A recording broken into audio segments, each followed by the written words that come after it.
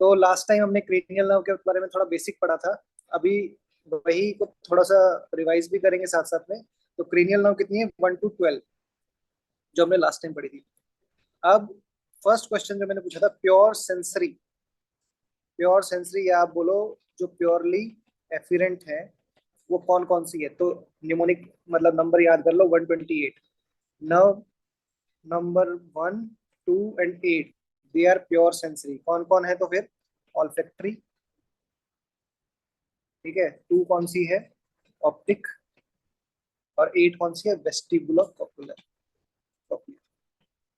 ये तीनों pure sensory है। प्योरली मोटर पूछे आपसे, प्योरली मोटर, तो यूं याद रखें ना, muscle of eye and tongue वाली, muscle of eye and tongue को जो सप्लाई करती है वो नर्व्स प्योरली मोटर है। कौन कौन है, 3, 4, 6, 12, दीज आर प्योरली मोटर। तो 4 ये हो गई, 3 ये हो गई, तो बाकी जो बच गई वो क्या है, मिक्स्ड। तो मिक्स्ड कौन कौन सी होगी जो इनके अलावा है, 5, 5 कौन सी है, trigeminal, 7 vagus, 9th glossopharyngeal, 10th vagus, 11th accessory nerve. Okay, तो ये सब कौन सी होगी, mixed nerve. Please write it down. तो ये आपसे क्वेश्चन पूछे जा सकते हैं, ये आपको पता होना चाहिए, ठीक है। अब इन्हीं को थोड़ा और आगे हम जब कैरी करेंगे तो और क्वेश्चन आ सकता है कि बताओ ऐसी कौन सी नर्व है जो मिड ब्रेन से निकलती है, ठीक है, या ऐसी कौन सी नर्व है जो मिडल क्रेनियल फोसा से निकलती है, मिडल क्रेनियल फोसा से ओरिजिनेट होती है, ठीक है, या फिर ऐसी कौन सी नर्व है जो एंटीरियर क्रेनियल फोसा से ओरिजिनेट होती है, या ऐसी कौन सी नर्व है जो पोस्टीरियर क्रेनियल फोसा में ओरिजिनेट होती है। ऐसे क्वेश्चन आ सकते हैं, ठीक है। तो अब आपको पहले ब्रेन का स्ट्रक्चर समझ में आना चाहिए। हमारा पहले होता है forebrain. Please mute yourself, everybody should mute, keep themselves muted.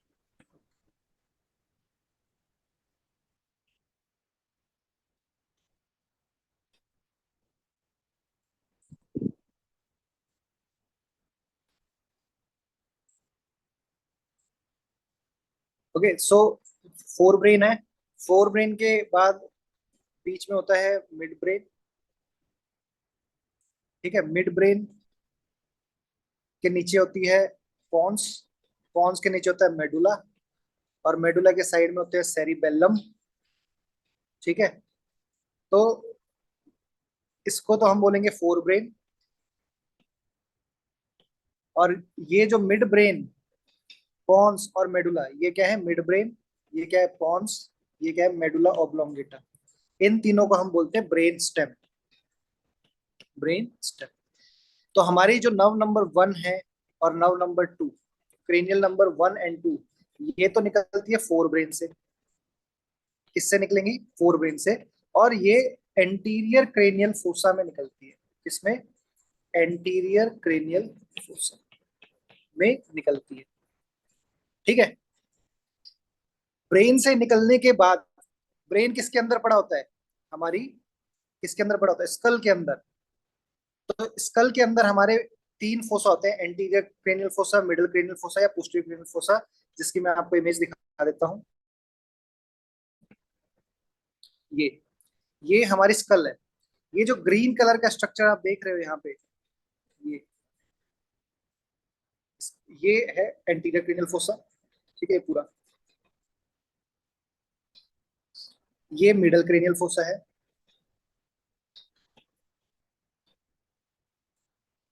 और ये क्या है, पोस्टीरियर क्रेनियल फोसा, ठीक है। तो नर्व नंबर 1 और 2 कहाँ निकलेंगी, एंटीरियर क्रेनियल फोसा से, मतलब निकलेंगी तो ब्रेन से, तो फोर ब्रेन से निकलेंगी। और पास कहाँ से होंगी, एंटीरियर क्रेनियल फोसा के फोरामेन से। किस किस से होती है, नर्व नंबर 1 है ऑल्फैक्टरी नर्व, तो वो ये जो दिख रहा है, ये उसको बोलते हैं क्रिब्रीफॉर्म प्लेट। क्रिब्रीफॉर्म प्लेट में छोटे छोटे क्रिस्टा गैलाई होते हैं, वहां से निकलती है आपकी फर्स्ट नर्व, जिसको हम बोलते हैं क्या कहते हैं, ऑल्फैक्टरी नर्व्स, ठीक है। फिर एक होता है लेसर विंग ऑफ स्फीनोइड, ये जो दिख रहा है यहाँ पे इसको बोलेंगे लेसर विंग ऑफ स्फीनोइड, ये जो दिख रहा है ये इधर वाला। ठीक है, ये जो लेसर विंग ऑफ स्फीनोइड है इसके अंदर होती है ऑप्टिक कैनाल। कहाँ पे दिखेगी ऑप्टिक कैनाल? ये इधर। ठीक है, तो ये हम बाद में डिस्कस करेंगे। तो लेसर विंग ऑफ स्फीनोइड में होती है ऑप्टिक कैनाल। तो एंटीरियर क्रेनियल फोसा से ही पास होती है कौन सी, नर्व नंबर 1 और 2। तो यही दोनों कहां से पास होंगी? एंटीरियर क्रेनियल फोसा से। नर्व नंबर 1 जाएगी इससे क्रिब्रीफॉर्म प्लेट से, और नर्व नंबर 2 जाएगी ऑप्टिक कैनाल से। सो ऑप्टिक कैनाल से क्या क्या निकलते हैं, ये क्वेश्चन आ जाता है। ऑप्टिक कैनाल से निकलेगी ऑप्टिक नर्व। ऑप्टिक कैनाल कहाँ पे होती है? लेसर विंग ऑफ स्फीनोइड में, लेसर विंग ऑफ स्फीनोइड। ठीक है, तो ऑप्टिक कैनाल के अंदर ऑप्टिक नर्व होती है, साथ में होती है ऑप्थेल्मिक आर्टरी, ऑप्थेल्मिक। तो ये इंपॉर्टेंट क्वेश्चन है जो आपसे पूछा जा सकता है। बताओ ऑप्टिक कैनाल से क्या निकलेगा? तो ऑप्टिक नर्व और ऑप्थेल्मिक आर्टरी निकलती है। और ये पार्ट किसका है? Anterior cranial fossa. Middle cranial fossa से कोई भी नर्व पास नहीं होती, सॉरी पास होती है, ओरिजिनेट नहीं होती। मेरा कहने का मतलब क्या है? Middle cranial fossa, middle cranial fossa में जो फोरामेन होते हैं वो होते हैं रोटेंडम, ओवेल एंड स्पाइनोसम। ठीक है, इसी सीक्वेंस में होते हैं। रोटेंडम थोड़ा बीच, जैसे ये मिड लाइन है तो रोटेंडम सबसे आगे होगा, उसके पीछे ओवेल होगा, उसके पीछे स्पाइनोसम होगा, medially to laterally and posteriorly ऐसे इस सीक्वेंस में होंगे। ठीक है, ओवेल के जस्ट बगल में ही यहाँ पे होता है एक और फोरामेन मिसनोमर है जिसको बोलते हैं लेसरम। तो ये रोटेंडम है, ये ओवेल है, ये स्पाइनोसम, और लेसरम ये है। तो ये मिडल क्रेनियल फोसा के फोरामेन है। इनसे नर्व्स तो गुजरती हैं, लेकिन जो नर्व्स गुजरती है ओरिजिनेट कहाँ होती हैं? वो ओरिजिनेट मिडल क्रेनियल फोसा में नहीं होती, वो कहाँ होती है? वो ब्रेन स्टेम से ओरिजिनेट होती है, ब्रेन स्टेम। अभी थोड़ी देर पहले मैंने बताया था ब्रेन स्टेम में क्या क्या आता है हमारा। सबसे ऊपर आता है हमारा मिड ब्रेन, मिड ब्रेन। फिर मिड ब्रेन के नीचे आता है पॉन्स, और उसके नीचे आता है हमारा मेडुला ऑब्लोंगेटा, मेडुला। इस तीनों को मिला के बोलते हैं ब्रेन स्टेम। क्या बोलेंगे? Brain stem. तो नर्व नंबर 3 to 12 ये सारी कहां से ओरिजिनेट होती हैं? इस ब्रेन स्टेम से ओरिजिनेट होती है। और ये ब्रेन स्टेम कहां होती है? ब्रेन स्टेम होती है पोस्टीरियर क्रेनियल फोसा में, पोस्टीरियर क्रेनियल फोसा में। So nerve originate from posterior cranial fossa, nerve number 3 to 12 originate होने के बाद हो सकता है वो फोरामेन रोटेंडम से निकल रही हो, ओवेल से निकल रही हो, स्पाइनोसम से निकल रही हो। तो कहने के लिए हम कहेंगे कि वो पास कहां से हो रही है? मिडल क्रेनियल फोसा के फोरामेन से हो रही है। तो हमेशा याद रखना कि क्वेश्चन को पढ़ना है, क्या पूछ रहे हैं। मोस्टली यही पूछते हैं, which nerve originate, originate from posterior cranial fossa, posterior cranial fossa. और लोग है ना फोरामेन को ढूंढने लग जाते हैं। सिंपल सी बात है, पोस्टीरियर क्रेनियल फोसा में ही हमारे क्या पड़ी है? ब्रेन स्टेम पड़ी है। और सारी की सारी नर्व 3 to 12 कहाँ से ओरिजिनेट हो रही है? पोस्टीरियर क्रेनियल फोसा से। तो हमारा आंसर क्या जाएगा? पोस्टीरियर क्रेनियल फोसा से नर्व नंबर 3 to 12 जनरेट होती है। अब इसमें भी स्पेसिफिकली पूछ रहे कि कौन सी नर्व कहाँ से जनरेट होती है, तो मैं यहीं पे बता देता हूँ कि जो हमारा ये मिड ब्रेन होता है इसमें एक स्ट्रक्चर होता है सुपीरियर कॉलिकुलस। ऊपर है तो ऊपर कॉलिकुलस बोल देते हैं, एक होता है इंफीरियर कॉलिकुलस, नीचे तो नीचे। तो नर्व नंबर 3 होती है सुपीरियर कॉलिकुलस के लेवल से, नर्व नंबर 4 होती है inferior colliculus of midbrain, superior colliculus, और nerve number 4 from inferior colliculus. ठीक है, 3 और 4 हो गई। फिर उसके बाद पॉन्स, पॉन्स से कौन सी होती है? तो 3 और 4 के बाद आ गई ट्राइजेमिनल, फिफ्थ, फिफ्थ हो गई ट्राइजेमाइनल। सिक्स्थ, सिक्स्थ कौन सी होगी? एब्ड्यूसेंट। सेवंथ नर्व कौन सी होगी? फेशियल। फेशियल भी पॉन्स से हो रही है। और एट्थ नर्व यहाँ पे होती है पोंटोमेडुलरी जंक्शन पे। तो ये एट्थ नर्व। तो 5, 6, 7, 8 नर्व कहाँ से जनरेट हो रही है? तो मैंने फिर से बता रहा हूँ, 3 और 4 कहाँ से हो रही है? मिड ब्रेन से। 5, 6, 7, 8 कहाँ से जनरेट हो रही है? पॉन्स से।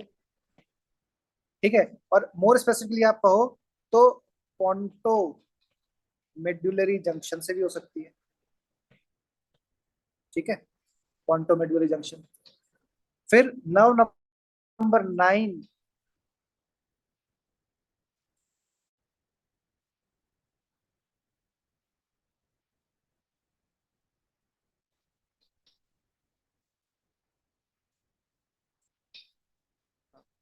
नर्व नंबर 9,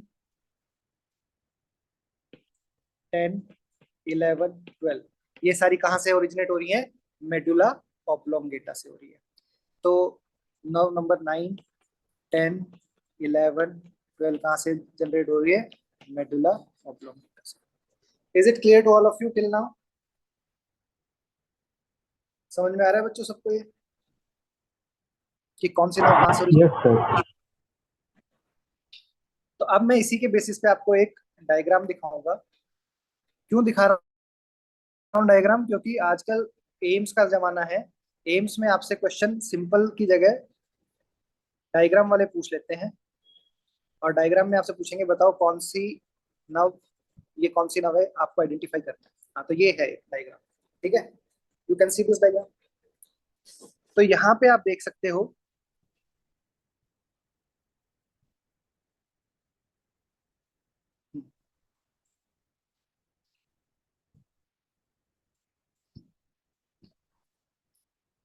अब मैं आपको मार्क कर दूँ, ये जो ऑल्फैक्टरी बल्ब दिख रहा है, ये ऑल्फैक्टरी बल्ब कहाँ पे है? फोर ब्रेन में।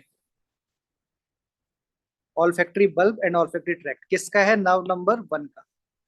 नर्व नंबर 2 कौन सी है? Optic nerve. ये जो नर्व दिख रही है, ऑप्टिक नर्व। ठीक है, ये optic nerve is a fourth order neuron. ये स्टेटमेंट आए तो याद कर लो, सही है। It is a fourth order neuron. ठीक है, बताऊंगा कैसे बाद में, मेरे को अगर भूल जाऊं तो याद दिलाना। It is a fourth order. तो ये ऑप्टिक नर्व। थर्ड नंबर कौन सी है? Oculomotor nerve. कहाँ निकलती है थर्ड में? थर्ड नंबर नर्व कहाँ से निकलती है? मिड ब्रेन से। तो ये जो आप दिख रहे हो ना, ये है मिड ब्रेन। ठीक है, तो ये थर्ड नंबर नर्व निकल रही है मिड ब्रेन से। तो ये हो गई मिड ब्रेन के इधर से निकल रही थर्ड ऑक्यूलोमोटर। थर्ड नंबर, ये सेकंड नंबर।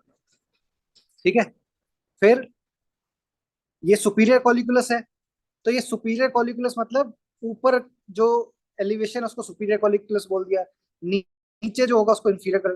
तो सुपीरियर कॉलिकुलस के ही नीचे इंफीरियर कॉलिकुलस होगा, वहां से निकल रही है एक पतली सी नर्व जिसको बोलते हैं ट्रोक्लियर नर्व। अब यहीं पे याद कर लो, it is the thinnest nerve. Trochlear nerve is the thinnest nerve. तो this one is the trochlear nerve. ये फोर्थ नंबर नर्व है। तो थर्ड और फोर्थ कहां से निकल रही है? मिड ब्रेन से। तो ये दोनों कहां से निकली? मिड ब्रेन से। ये हमारा मिड ब्रेन है। ठीक है, और मिड ब्रेन के बाद फिर हमारा आता है पॉन्स।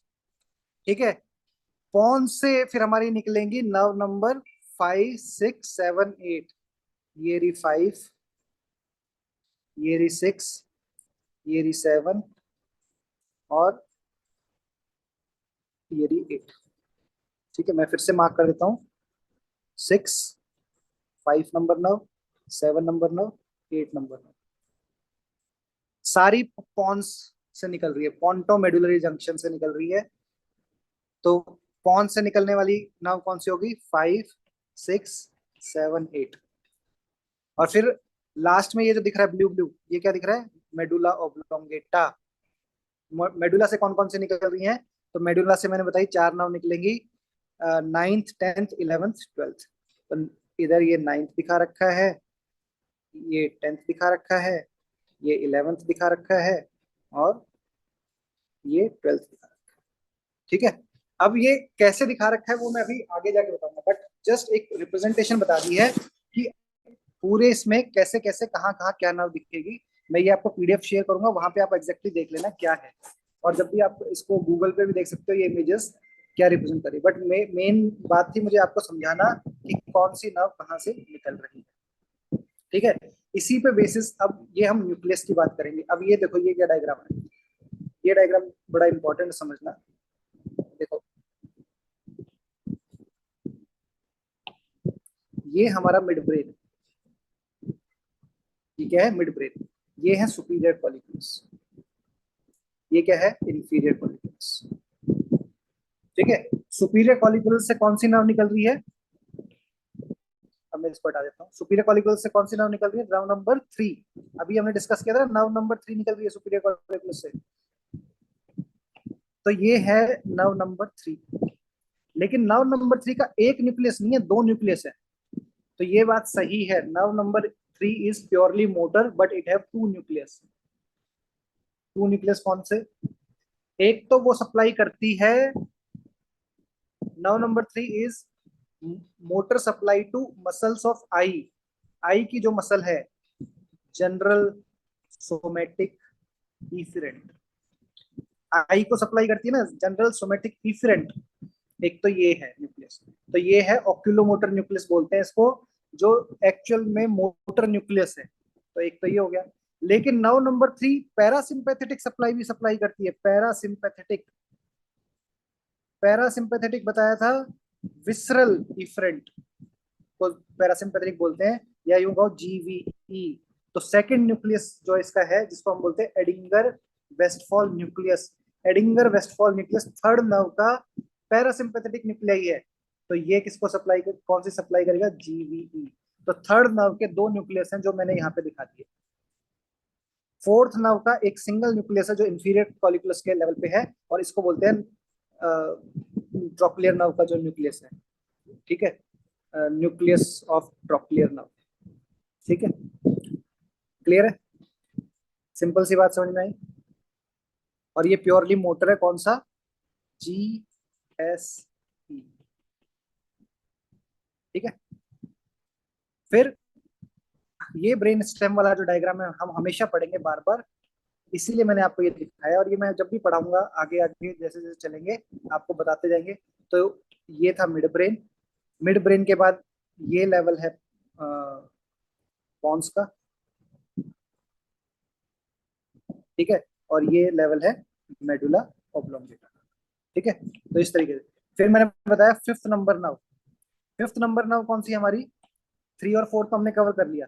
फिफ्थ नंबर नर्व की बात बताओ कौन सी है फिफ्थ नंबर नर्व। तो फिफ्थ नंबर नर्व है हमारी ट्राइजेमिनल नर्व। ठीक है, अभी मैं बता देता हूँ ट्राइजेमिनल नर्व के बारे में थोड़ा सा आपको।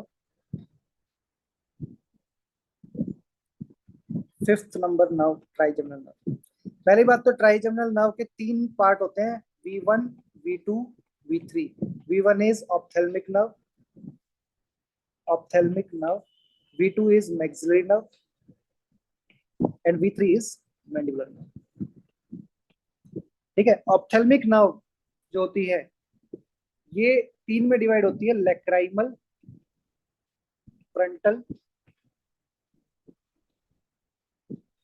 एंड नेजोसिलियरी। नेजोसिलियरी, ये 3 ब्रांच मेनली डिवाइड होती है किसकी, ऑप्थेल्मिक की, ऑप्थेल्मिक नर्व, यहीं पे याद कर लो। V2 मैक्सिलरी नर्व है, पूरा अच्छे से पढ़ेंगे इसके बारे में, मैंडिबुलर नर्व V3। अब इनमें से motor nerve, motor root, fifth nerve is a mixed nerve. तो ऑब्वियसली इसमें सेंसरी कंपोनेंट भी होगा और मोटर कंपोनेंट भी होगा। जो मोटर कंपोनेंट है वो मेनली सिर्फ एक ही नर्व के साथ एसोसिएटेड होता है, वो कौन सी, mandibular nerve. V1 and V2 totally कैसी नर्व है, सेंसरी नर्व। ठीक है, और मैंने बताया था ट्राइजेमिनल नर्व का सेंसेशन का क्या काम है, सेंसेशन का क्या काम है, पूरे फेस पे जो सेंसेशन है, पूरे फेस की जो सेंसेशन है वो कौन लेके जाता है, ट्राइजेमिनल, V1, V2, V3। आगे भी पढ़ेंगे। ठीक है, फोर हेड को V1 ऑप्थेल्मिक डिवीजन, चीक्स वाले एरिया को कौन करेगा, मैक्सिलरी नर्व, लोअर लिप वाले एरिया की सेंसेशन कौन लेके जाएगा, मैंडिबुलर नर्व। यहाँ पे कोई भी टच करने का, पेन करने का, प्रोप्रियोसेप्शन का सेंसेशन है वो कौन लेके जाएगी, फिफ्थ नर्व लेके जाएगी। ठीक है, तो ये हमने पढ़ा था। तो फिफ्थ नर्व के कुछ न्यूक्लियस हैं। फिफ्थ नर्व के 3 सेंसरी न्यूक्लियस होते हैं। कितने? 3 सेंसरी न्यूक्लियस होते हैं और एक मोटर न्यूक्लियस होता है। सेंसरी न्यूक्लियस 3 होते हैं, एक पॉन्स में होता है, उसको बोलते हैं main sensory nucleus. Main sensory nucleus of trigeminal nerve. एक एक न्यूक्लियस ऊपर चला जाता है मिड ब्रेन में, मिड ब्रेन में, उसको बोलते हैं मीजनसेफेलिक न्यूक्लियस। Mesencephalic nucleus. ये मीजनसेफेलिक न्यूक्लियस क्या चेक करता है? ये बताता है प्रोप्रियोसेप्शन। एक न्यूक्लियस नीचे होता है जिसको स्पाइन मेडुला की तरफ होता है, जिसको बोलते हैं स्पाइनल न्यूक्लियस ऑफ ट्राइजेमिनल। ये तीसरा न्यूक्लियस है। इसका काम क्या है? इसका काम है टेम्परेचर, टेम्परेचर को कैरी करना। तो ये पॉन्स वाले का काम क्या रह गया? टच, सॉरी पॉन्स वाला या मेन सेंसरी का काम क्या हो गया? टच एंड वाइब्रेशन को कैरी करना। तो ये क्वेश्चन पूछ सकते हैं, बताओ कौन सा न्यूक्लियस ट्राइजेमिनल नर्व का क्या कैरी करता है? तो पेन एंड टेम्परेचर कौन कैरी करेगा? Spinal nucleus. Touch and vibration main sensory nucleus. Mesencephalic nucleus क्या करेगा? प्रोप्रियोसेप्शन करेगा। तो 3 सेंसरी न्यूक्लियस हो गए और एक मोटर न्यूक्लियस होता है जो पॉन्स में होता है। तो अभी यही चीज को हम इस इमेज में देखेंगे। अभी हम बात कर रहे थे पॉन्स इसकी, तो ये देखो, ठीक है। अब आप देखोगे इसमें, यहाँ पे मैं मार्क करने वाला हूँ, ये क्या है? मेन ट्राइजेमिनल का सेंसरी न्यूक्लियस। ये कहाँ पे है? पॉन्स में।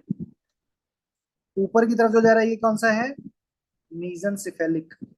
मीजनसेफेलिक मतलब, मीजनसेफेलोन किसका नाम है? मिड ब्रेन का नाम, मीजनसेफेलोन। तो जो न्यूक्लियस मीजनसेफेलिक एरिया में जा रहा है उसको बोलेंगे मीजनसेफेलिक न्यूक्लियस, जो मिड ब्रेन में जा रहा है। एक न्यूक्लियस स्पाइनल कॉर्ड की तरफ जा रहा है, या यूं कहो मेडुला ऑब्लोंगेटा की तरफ जा रहा है, इसको क्या बोलोगे? इसको बोलोगे स्पाइनल न्यूक्लियस। तो ये ट्राइजेमिनल नर्व के 3 न्यूक्लियस है, ठीक है।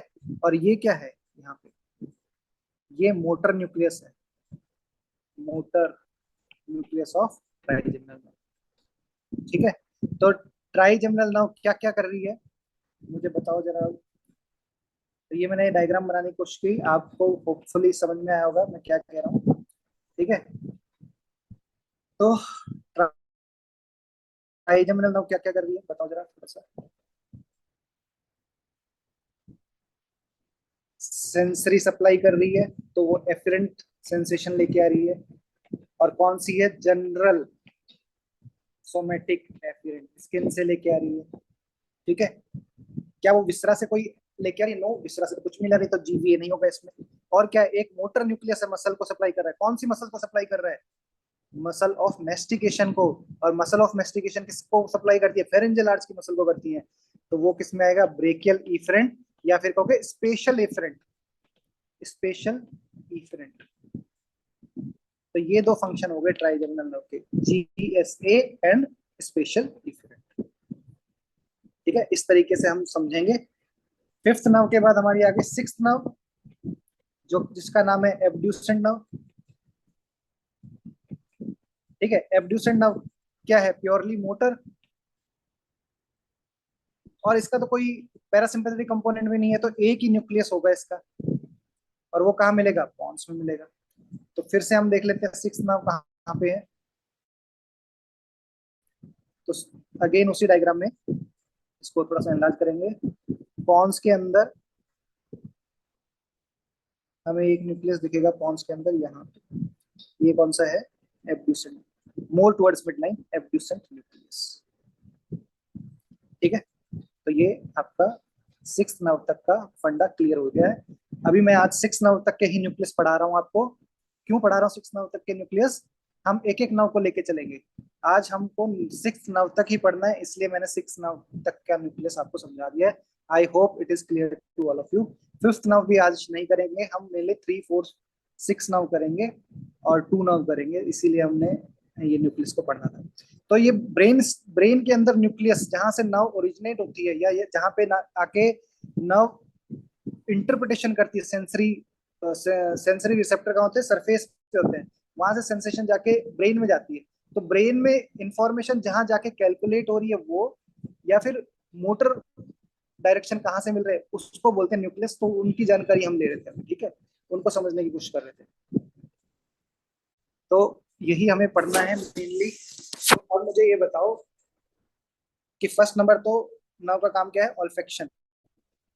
तो वो तो क्या करेगी, स्मेल, ठीक है। और इसके रिसेप्टर्स कहाँ मिलेंगे, नोज में मिलेंगे।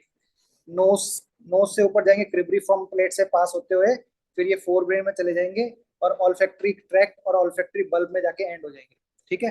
तो ये तो सिंपल सा केस है, इसमें कुछ नहीं है। तो इसकी सेंसेशन कौन सी है, स्पेशल विसरल एफिरेंट। जो टेस्ट की सेंसेशन होती है वही सी की है, SBA। बस ये याद रखो। नव नंबर 2 को बोलते हैं ऑप्टिक नव। ये इंपॉर्टेंट है, ठीक है। ऑप्टिक नव कहाँ से ले रही है, विजन आई से। तो हमारी आई में क्या होता है, रेटिना। रेटिना के अंदर क्या होती है, rod and cone cells. Rod and cone cells. तो रॉड एंड कॉन सेल्स से निकलती हैं bipolar cells. Bipolar, bipolar cells, ठीक है। तो रॉड कॉन से बाइपोलर सेल्स, ये हो गया first order of neuron. Bipolar cell से निकलती है गैंग्लियन सेल, ये क्या हो गया, सेकेंड ऑर्डर न्यूरॉन, ठीक है। और इससे निकलती है फिर एक और सेल निकलती है जिसको हम बोलते हैं थर्ड ऑर्डर न्यूरॉन। और फिर फाइनली निकलता है हमारा ऑप्टिक नर्व। तो आई से निकलने निकलते ऑप्टिक नर्व तक पहुंचते पहुंचते हम कौन से ऑर्डर न्यूरॉन पे पहुंच जाते हैं, फोर्थ ऑर्डर न्यूरॉन। तो optic nerve is a fourth order neuron है, ठीक है। Rod and cone is first, bipolar is second, ganglion is third, and optic nerve is fourth. Like it is like this. First order neuron is rod and cone cells, जो colour और black and white को identify करते हैं। फिर वो bipolar sales तक जाता है, फिर वो गैंग्लियोनिक सेल्स तक जाती हैं, और फिर ऑप्टिक नर्व। तो optic nerve fourth order neuron आती है। तो कहने का मतलब ये है, ऑप्टिक नर्व का अब पाथवे पढ़ते हैं, विजन पाथवे। इसको क्या बोलेंगे, vision pathway. Very important pathway, इस पे क्वेश्चन भी आता है। हालांकि ये फिजियोलॉजी मेडिसिन का कॉम्बिनेशन है, but still I will try to teach you, okay. तो इसको समझना बहुत जरूरी है, इस कंसेप्ट को जो मैं अब बताने जा रहा हूँ। It is very important. Till now everything is clear to all of you? Is it clear to all of you till now?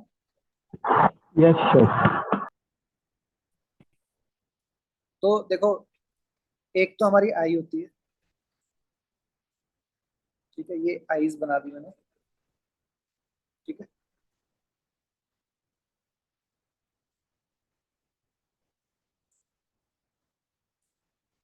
ये जो यहाँ पे है रेटिनस, रेटिनल सेल्स होती है यहाँ पे, क्या होती है, रेटिन। ये आपकी नोज है, बीच में, बीच में क्या, नोज।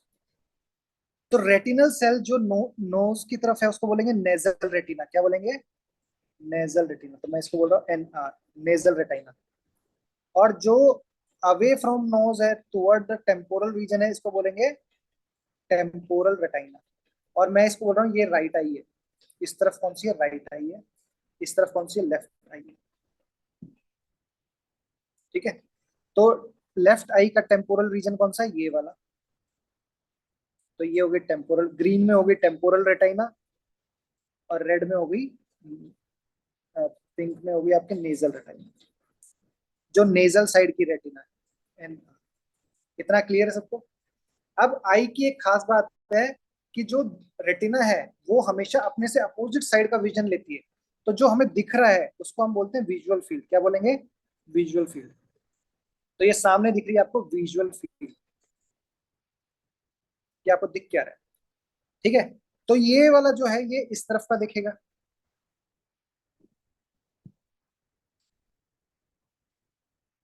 ठीक है।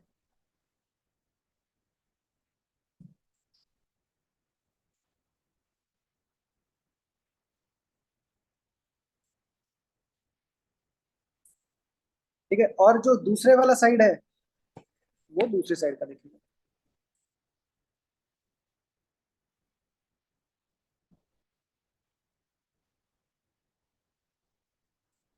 बात समझ में आई? कि जो रेटिना है उसकी जो विजुअल, अगर मैं कहूंगा कि विजन कौन सा साइड दिख रहा है, तो वो अपोजिट साइड होता है। तो विजुअल फील्ड बिल्कुल अपोजिट होती है। तो लेफ्ट साइड की विजुअल फील्ड, ये लेफ्ट विजुअल फील्ड है, ये नेजल साइड के रेटिना से दिख रही है। ठीक है, ऐसे ही यहाँ पे अगर मैं बना दूं इसको ऐसे, तो पिंक वाला साइड जो लेफ्ट साइड, जो राइट साइड का है, वो इधर नेजल वाली साइड से दिखेगा, और जो नेजल की तरफ विजुअल फील्ड है वो इधर से दिखेगा। ठीक है, तो दिस, इसका ये वाला है,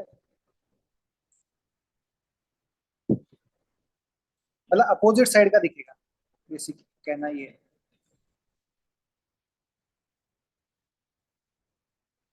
ठीक है, तो ये समझाने की कोशिश करेंगे। तो जो भी हमारी रेटिना होगी वो हमेशा अपोजिट साइड का देखती है, ये बात है। अब यहाँ से जब रेटिना से सेल निकलती हैं, जैसे मतलब बाइपोलर सेल निकलेंगी, फिर बाइपोलर सेल निकलेगी, फिर क्या निकलेगी, गैंग्लियोनिक सेल पे जाएगा, फिर ऑप्टिक नर्व निकलेगी। तो जब ऑप्टिक नर्व निकलती है तो वो एक फाइबर इधर से लेके जाएगी ऐसे, और एक फाइबर इधर से लेके जाएगी, इन दोनों को मिला के बोलते हैं ऑप्टिक नर्व। ठीक है, तो यहाँ से फाइबर आया ऐसे, तो जो बाहर का फाइबर होता है वो तो सीधे चला जाता है, जो बाहर का फाइबर होता है वो कैसे चला जाता है, सीधे। तो इस तरफ बाहर का फाइबर ये है, ये सीधा चला गया ऐसे। लेकिन जो अंदर वाला नेजल साइड का फाइबर है, वो बीच में आके इंटरसेक्ट करता है ऑप्टिक कायज्मा पे। ठीक है, तो ठीक है, तो ये दोनों एक नर्व शीथ में होंगे स्टार्टिंग में।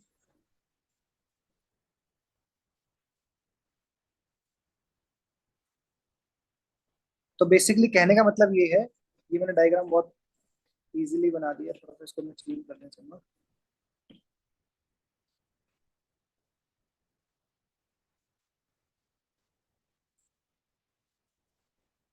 जो बाहर की तरफ से नर्व आ रहे हैं, जो टेम्पोरल साइड से, वो तो स्ट्रेट निकल जाते हैं, लेकिन जो नेजल साइड से फाइबर्स आ रहे हैं वो बीच में ऑप्टिक कायज्मा पे जाके एक्सचेंज होते हैं।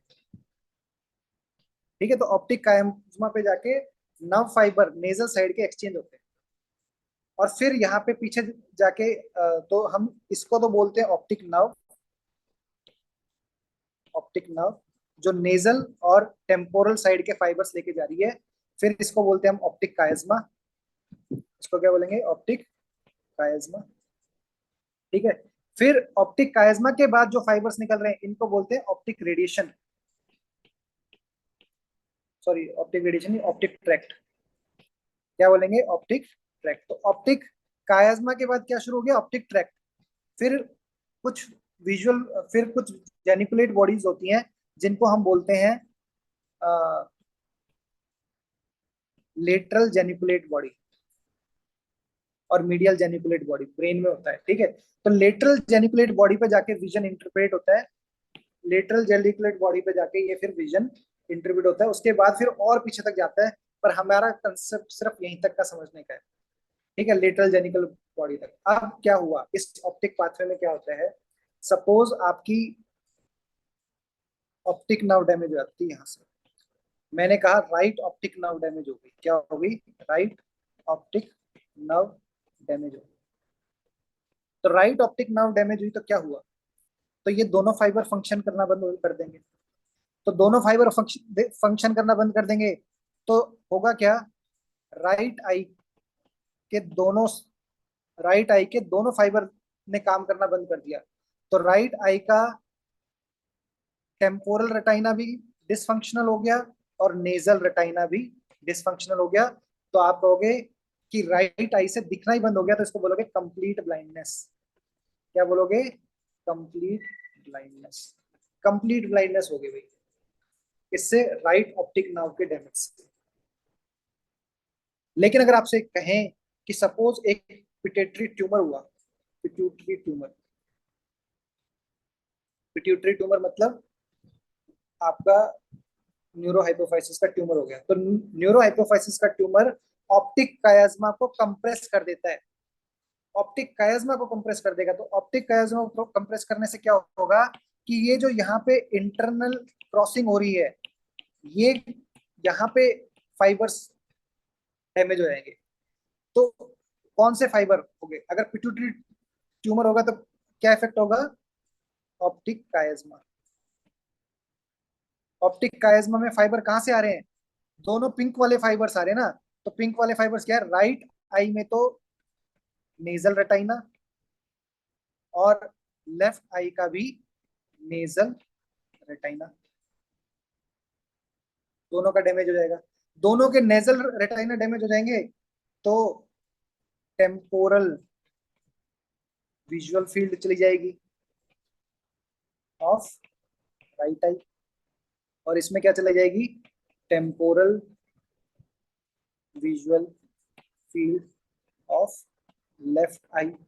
ये दोनों हैम्पर हो जाएंगे, दोनों हैम्पर हो जाएंगे। तो कहने का मतलब ये है कि सेकंड कंडीशन में क्या होगा?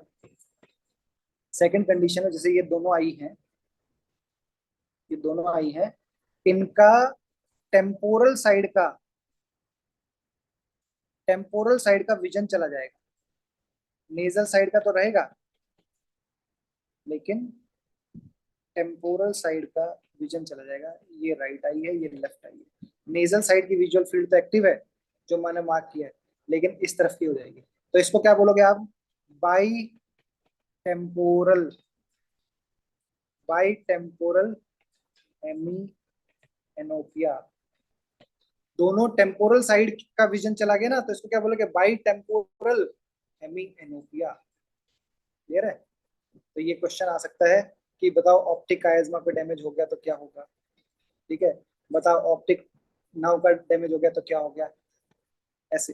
थर्ड डैमेज क्या है कि ऑप्टिक ट्रैक्ट का डैमेज हो जाए। कौन सा ऑप्टिक ट्रैक्ट? एक साइड का ले लो, चलो मैं राइट साइड का ऑप्टिक ट्रैक्ट लेता हूँ। राइट साइड का ऑप्टिक ट्रैक्ट कौन सा है? ये वाला है। दिस इज राइट साइड का ऑप्टिक ट्रैक्ट, यहाँ पे हो गया। तो राइट साइड के ऑप्टिक ट्रैक्ट में फाइबर कहाँ से आ रहे हैं? राइट साइड के ऑप्टिक ट्रैक्ट में फाइबर कहाँ से आ रहे हैं? तो राइट साइड के ऑप्टिक ट्रैक्ट में एक फाइबर तो आ रहा है ये, यस, ये वाला चला जाएगा। राइट साइड में ही दूसरा फाइबर कहाँ से आ रहा है? यहाँ से, उल्टी साइड से। तो बेसिकली क्या हुआ? इसका तो ये वाला एरिया खराब हो गया और इसका ये वाला हो गया। अब ये एरिया खत्म, खराब होने मतलब एक तरफ का टेम्पोरल रेटाइना खत्म हो गया, दूसरी तरफ का नेजल रेटाइना, मतलब दोनों अलग अलग हो गया। तो इसको बोलते हैं होमोनाइमस एनोपिया। क्या बोलेंगे? Homonymous anopia. तो होगा क्या इससे? इस वाली आई की, अब अगेन मैं डायग्राम बनाऊंगा। ये दोनों आई थी, इस ऑप्टिक ट्रैक्ट में क्या हुआ? इसका तो यहाँ पे डैमेज हो गया, टेम्पोरल रेटाइना का। इसमें नेजल रेटाइना का डैमेज हो गया। तो इसके कारण क्या होगा? आपकी ये जो आई थी, नेजल रेटाइना डैमेज हो गया तो विजन कहाँ का जाएगा? टेम्पोरल साइड का, जबकि नेजल साइड का मेंटेन रह जाएगा। और इसमें टेम्पोरल गया तो, टेम्पोरल रेटाइना गया तो अपोजिट साइड का विजन चला गया, इसका इधर चला गया, तो ये रह जाएगा। तो आप यूं कहो कि एक साइड का तो नेजल विजुअल फील्ड चली गई और एक साइड की आपकी टेम्पोरल विजुअल फील्ड चली गई, अलग अलग विजुअल फील्ड चली गई दोनों आई में। तो इसको बोलते हैं होमोनाइमस, नॉन होमोनाइमस एनोपिया, एक ऐसे कुछ बोलते हैं, होमोनाइमस एनोपिया। ठीक है, ये किसके कारण हुआ है? ऑप्टिक ट्रैक्ट के डैमेज के कारण। ठीक है, तो ये तीन मेन डैमेज है। इसके अलावा लीजन नंबर 4, 5 भी है जो आपने मेडिसिन में पढ़े हो, बट वो फाइबर्स से रिलेटेड ही है। बट मेरा काम था आपको ऑप्टिक नर्व के बारे में समझाना कि ऑप्टिक नर्व के डैमेज में क्या होता है। इस पे आपको मेडिसिन में क्वेश्चन भी मिल सकते हैं। प्रीवियस ईयर में इस पे क्वेश्चन भी आया 2020 में। आपको ये करा होना चाहिए। तो अब आई थिंक अब जब आप वहाँ पे एक्सप्लेनेशन पढ़ोगे तो आपको ये टॉपिक क्लियर हो जाएगा। Is it clear to all of you? Optic pathway समझ में आया सबको? इसका डायग्राम बना के देखना, तो उसके बाद शायद आपको क्लियर है सबको।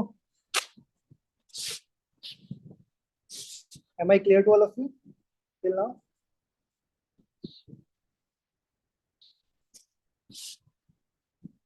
कोई आवाज आ रही है सबको मैं जो बोल रहा हूँ?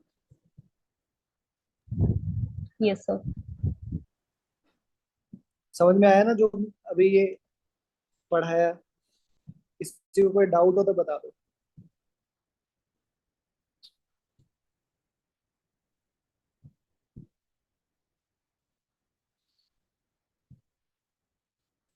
Is it clear to all of you?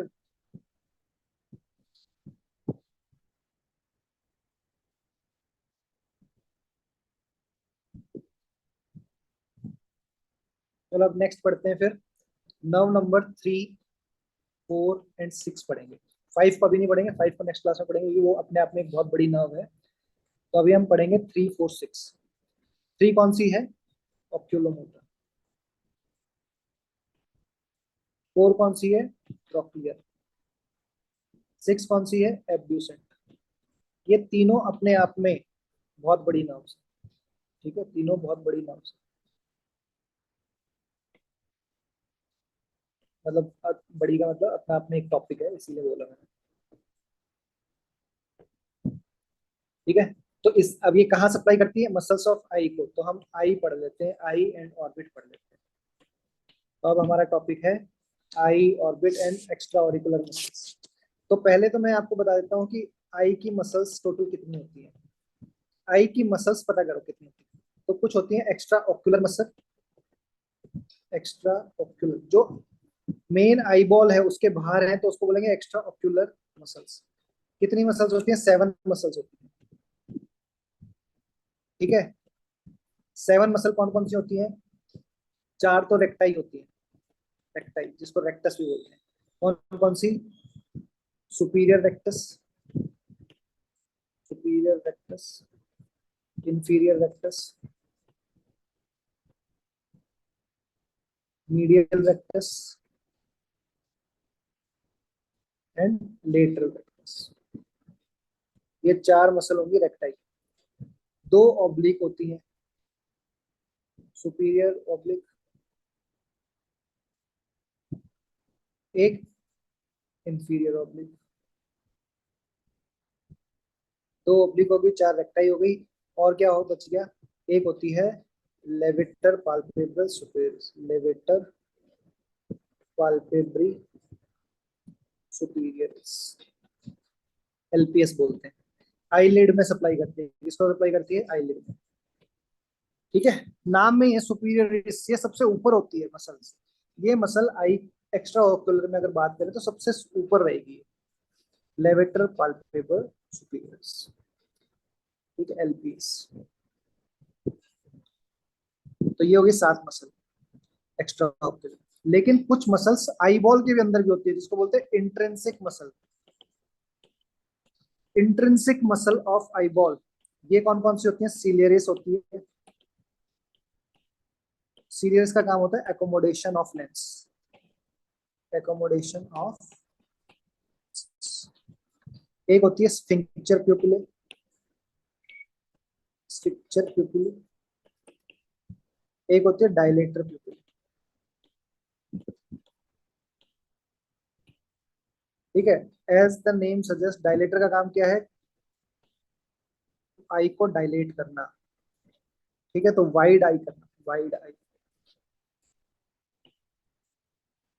Wide eye को क्या बोलते हैं? मिडियसिस। स्फिंक्चर प्यूपिल मतलब नैरो आई, मायोसिस। ठीक है, तो स्फिंक्चर प्यूपिले और सीलियरिस ये दोनों को कौन सप्लाई करती है? Third nerve.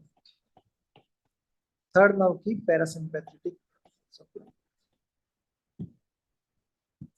ठीक है, तो पैरासिम्पैथेटिक एक्टिविटी होती है जब भी, तो सीलियरिस और स्फिंक्चर प्यूपिले ये दोनों इससे थर्ड नर्व से सप्लाई होती है। ठीक है, याद रखना पैरासिम्पैथेटिक, जब हम हंसते हैं तो आंख कैसी हो जाती है? पतली हो जाती है, छोटी छोटी हो जाती है। जब हम गुस्सा होते हैं, हमारा सिंपैथेटिक एक्टिविटी होता है तो हम हमारी आंखें चौड़ी हो जाती है। तो डायलेटर प्यूपिले को कौन सप्लाई करता है? Sympathetic nerve. कौन सी? T1, T1 sympathetic nerve. ये मैं पढ़ाऊंगा क्या होता है। सीलियर गैंग, ये T1 सिंपैथेटिक होते हैं, सुपीरियर सर्वाइकल गैंग्लियन से निकलता है। सुपीरियर सर्वाइकल गैंग्लियन से T1 सिंपैथेटिक नर्व निकलती है, वो सप्लाई करती है डायलेटर प्यूपिले को, जो आई को डायलेट करता है। स्फिंक्टर प्यूपिले मतलब कंट्रिक्शन ऑफ आई, जिसको पैरासिम्पैथेटिक सप्लाई है, थर्ड नर्व की है। सीलियरिस मसल को भी थर्ड नर्व सप्लाई करता है। तो अगर थर्ड नर्व की इंजरी होती है तो सीलियरिस और स्फिंक्टर प्यूपिले दोनों डैमेज हो जाते हैं, दोनों अपना काम नहीं करेंगे, तो इसलिए फिक्स्ड एंड डायलेटेड प्यूपिल हो जाते हैं। फिक्स्ड एंड डायलेटेड प्यूपिल, ये क्यों हुआ? फिक्स्ड एंड डायलेटेड मतलब डायलेटेड तो इसलिए हो गए क्योंकि अब स्फिंक्टर प्यूपिल नहीं है, कंस्ट्रिक्ट नहीं हो सकती।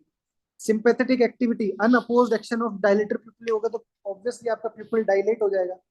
फिक्स्ड इसलिए है क्योंकि सीलियरिस डैमेज हो गई, सीलियरिस डैमेज होगी तो अकोमोडेशन नहीं होगा। तो फिक्स्ड एंड डायलेटेड प्यूपिल किस में देखने को मिलेंगे, कौन सी नर्व की इंजरी में देखने को मिलेंगे? तो हम कहेंगे थर्ड नर्व की इंजरी में। ठीक है, एक क्लिनिकल क्वेश्चन जो आपसे पूछा जा सकता है वो मैंने यही एक्सप्लेन कर दिया।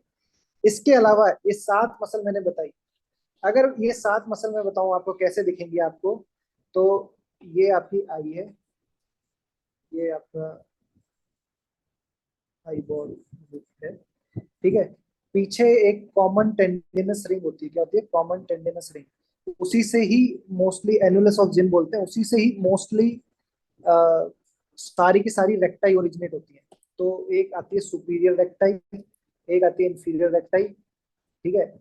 एक मीडियल साइड में आएगी मीडियल रेक्टाई, और एक लेटरल साइड में जाएगी लेटरल रेक्टाई। तो चारों रेक्टाई इस एनुलस से निकलती है, ठीक है। उसके बाद आती है एक superior oblique, superior oblique muscle, ठीक है। वो आएगी यहाँ से ऐसे। यहाँ पे एक ट्रोकेंटर होता है, ठीक है। उसमें suspensory ligament, suspensory ligament of Lockwood ऐसे कुछ नाम होता है। उस ट्रोकेंटर में अटक के फिर ये सप्लाई करती है ऐसे।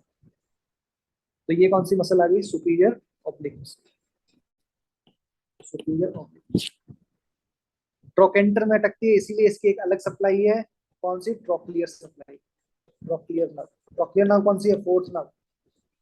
एक इंफीरियर ऑब्लिक होती है, देखो ये तो होगी 4 रेक्टाई जो मैंने बताई थी, ठीक है। 4 रेक्टाइल्स, तो ये होगी। एक सुपीरियर ऑब्लिक होगी, एक इंफीरियर ऑब्लिक होगी जो फ्लोर ऑफ ऑर्बिट से ही निकलती है।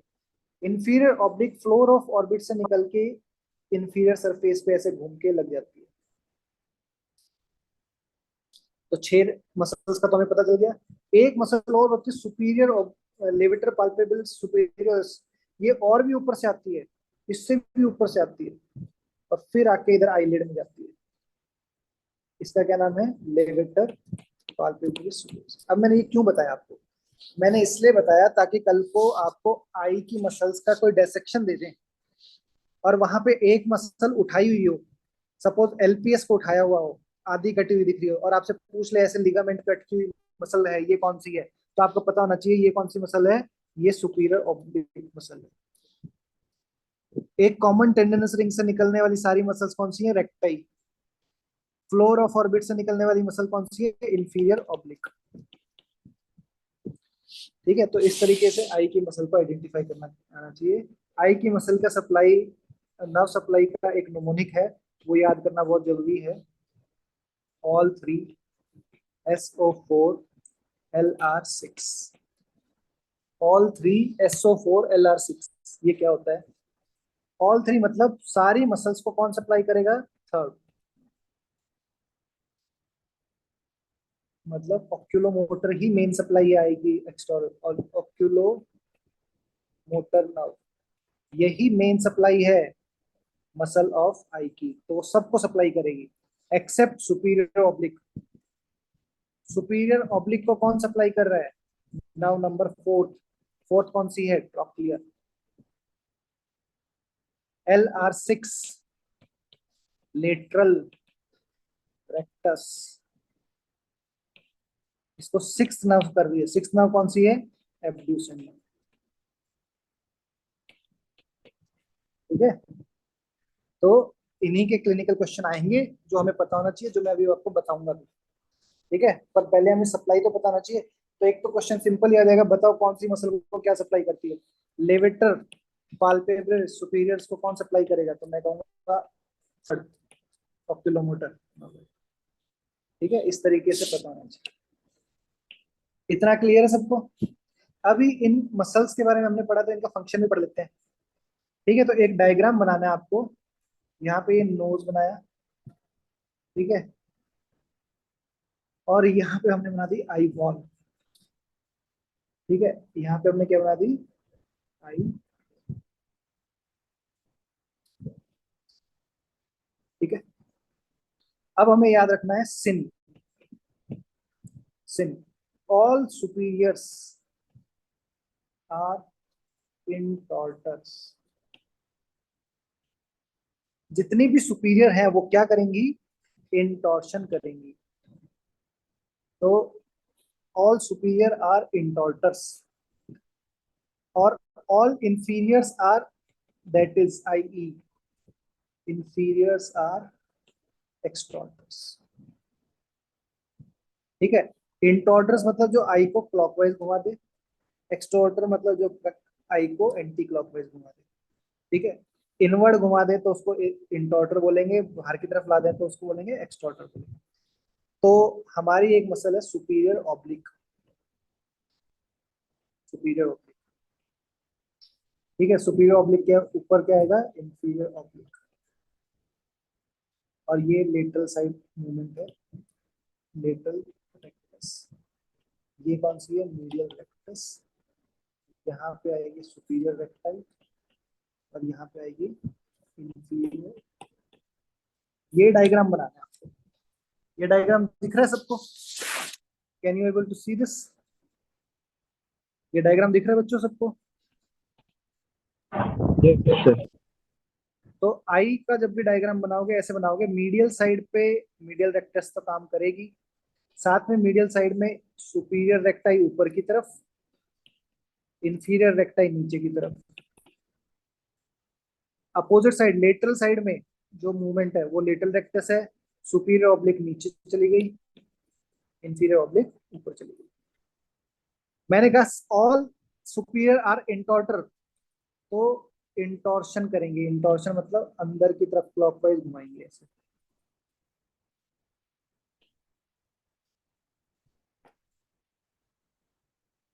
ठीक है, तो सुपीरियर का तो क्लॉकवाइज मूवमेंट ही रहेगा, और ऑल इंफीरियर्स आर एक्सटॉर्टर्स।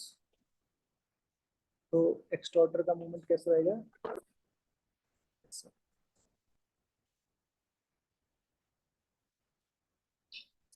तो ये डायग्राम बनाना है आपको। ठीक है, और फिर अब हम लिखेंगे इस डायग्राम का इंटरप्रिटेशन। तो सुपीरियर रेक्टस का काम क्या है, आई को अपवर्ड लेके जाना और लेटरली लेके जाना। इंफीरियर रेक्टस का काम है आई को डाउनवर्ड्स और मतलब मीडियली लेके जाना। सुपीरियर ऑब्लिक का काम है आई को डाउनवर्ड्स एंड आउटवर्ड लेके जाना, लेटरली लेके जाना। इंफीरियर ऑब्लिक का काम है आई को अपवर्ड्स और लेटरली लेके जाना। ठीक है, तो अब मैं लिखूंगा इनके फंक्शन।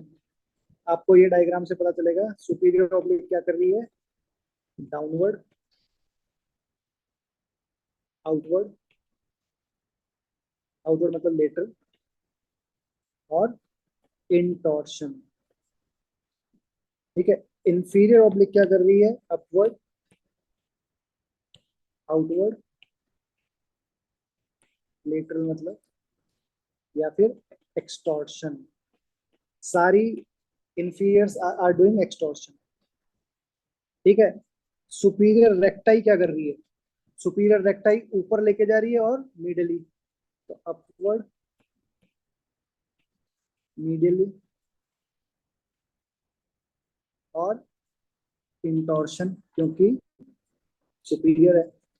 इंफीरियर रेक्टाई क्या करेगी, डाउनवर्ड, इनवर्ड एंड, ये इनका प्राइमरी फंक्शन हो गया इन सब का। लेटरल रेक्टस क्या करेगी, लेटरली लेके जाएगी आई को, और मीडियल रेक्टस क्या करेगी, मीडियली लेके जाएगी। जब भी आई मीडियली जाती है उसको बोलते हैं, उसको क्या बोलेंगे, एडक्शन। सेम साइड मीडियली अगर आई मूवमेंट हो रही है उसको बोलेंगे एडक्शन। जब भी अवे फ्रॉम द नोज हो तो उसको बोलेंगे एबडक्शन। दोनों आईज अपोजिट डायरेक्शन जा रही है उसको क्या बोलेंगे, एबडक्शन। ठीक है, तो अब मुझे ये बताओ कि एबडक्शन जब कर रहे हैं तो कौन कौन सी मसल काम कर रही है। जब भी कभी भी एबडक्शन हो रहा है तो ये तीनों मसल काम करेंगे। ये तीनों ही तो काम कर रही है एबडक्शन में। कौन कौन कर रही है, लेटरल रेक्टस कर रही है, सुपीरियर ऑब्लिक कर रही है, इंफीरियर ऑब्लिक कर रही है। ठीक है, तो लेटरल रेक्टस तो एबडक्शन करेगी, साथ में सुपीरियर ऑब्लिक भी एबडक्शन कर रही है, इंफीरियर ऑब्लिक भी कर रही है। लेकिन सुपीरियर ऑब्लिक नीचे ले जाने की कोशिश कर रही है, उसके अपोजिट में इंफीरियर ऑब्लिक उसको ऊपर ले जाने की कोशिश कर रही है। तो जब भी एबडक्टेड आई होगी, एबडक्टेड आई, तो उसमें एबडक्शन में कौन कौन काम कर रही है, इंफीरियर ऑब्लिक, सुपीरियर ऑब्लिक और मेजरली लेटरल रेक्टस तो करेगी। लेकिन आपसे पूछ रहे एबडक्टेड आई में डाउनवर्ड मूवमेंट कौन करता है, डाउनवर्ड मूवमेंट या डाउन, नीचे की तरफ देखने के लिए काम कौन करेगा। तो भाई सुपीरियर ऑब्लिक तो नहीं कर सकती क्योंकि वो तो बिजी है एबडक्शन में, और उसको काउंटर पार्ट करने के लिए इंफीरियर ऑब्लिक काम कर ही रही है। तो डाउनवर्ड, जब जब भी एबडक्टेड आई होगी, एबडक्टेड आई में नीचे की तरफ देखने के लिए कौन काम करेगी, ये वाली, तो हम कहेंगे inferior rectus. So in an abducted I which muscle is working, तो आप कहोगे inferior. Please write it down. ठीक है, सो मैं इसको कहूंगा डिप्रेशन ऑफ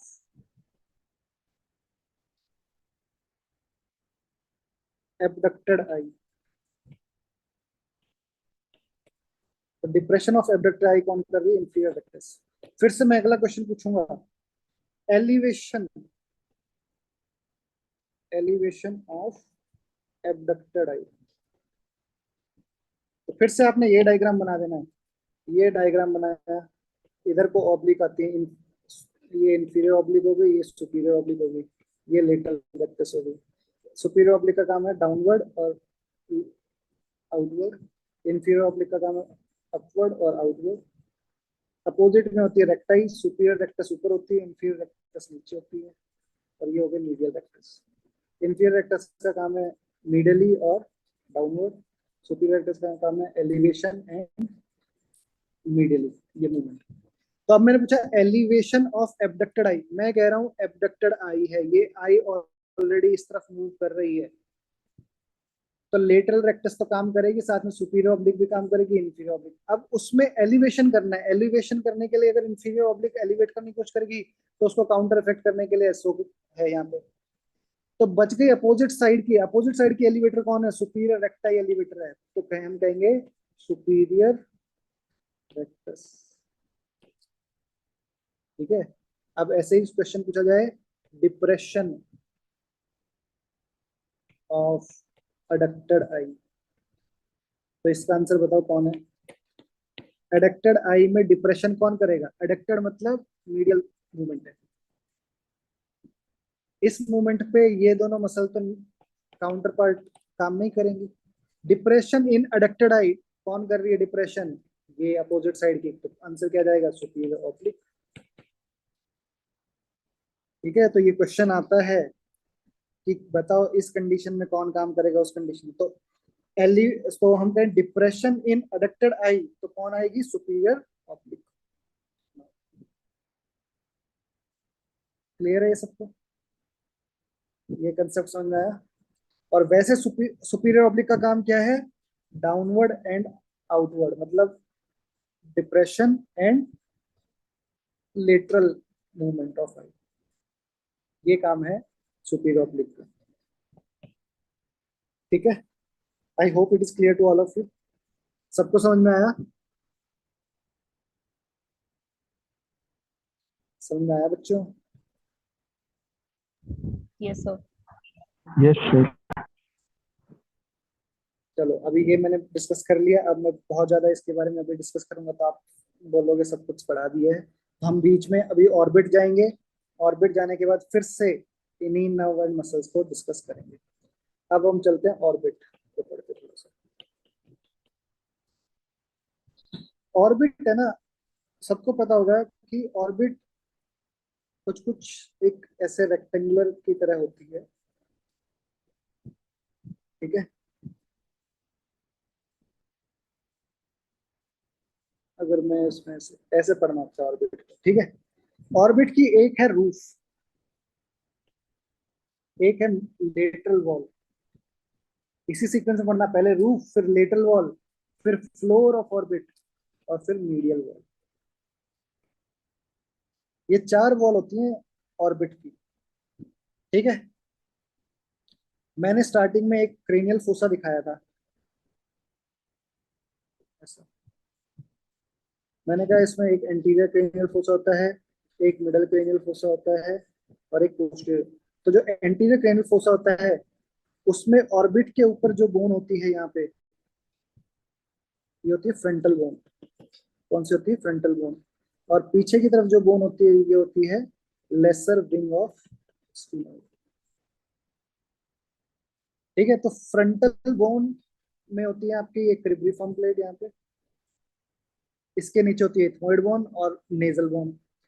और लेसर विंग ऑफ स्फीनोइड में यहाँ पे होती है ऑप्टिक कैनाल, जहाँ से ऑप्टिक नर्व घुसती है, ठीक है। ये जो मिडल क्रेनियल फोसा है, इसका जो एक आगे का पार्ट है इसको बोलते हैं ग्रेटर विंग ऑफ स्फीनोइड। तो ग्रेटर विंग ऑफ स्फीनोइड का जो पार्ट है वो ऑर्बिट ऑर्बिट का लेटरल वॉल को बनाता है। क्या बनाता है? लेटरल वॉल बनाता है, ठीक है।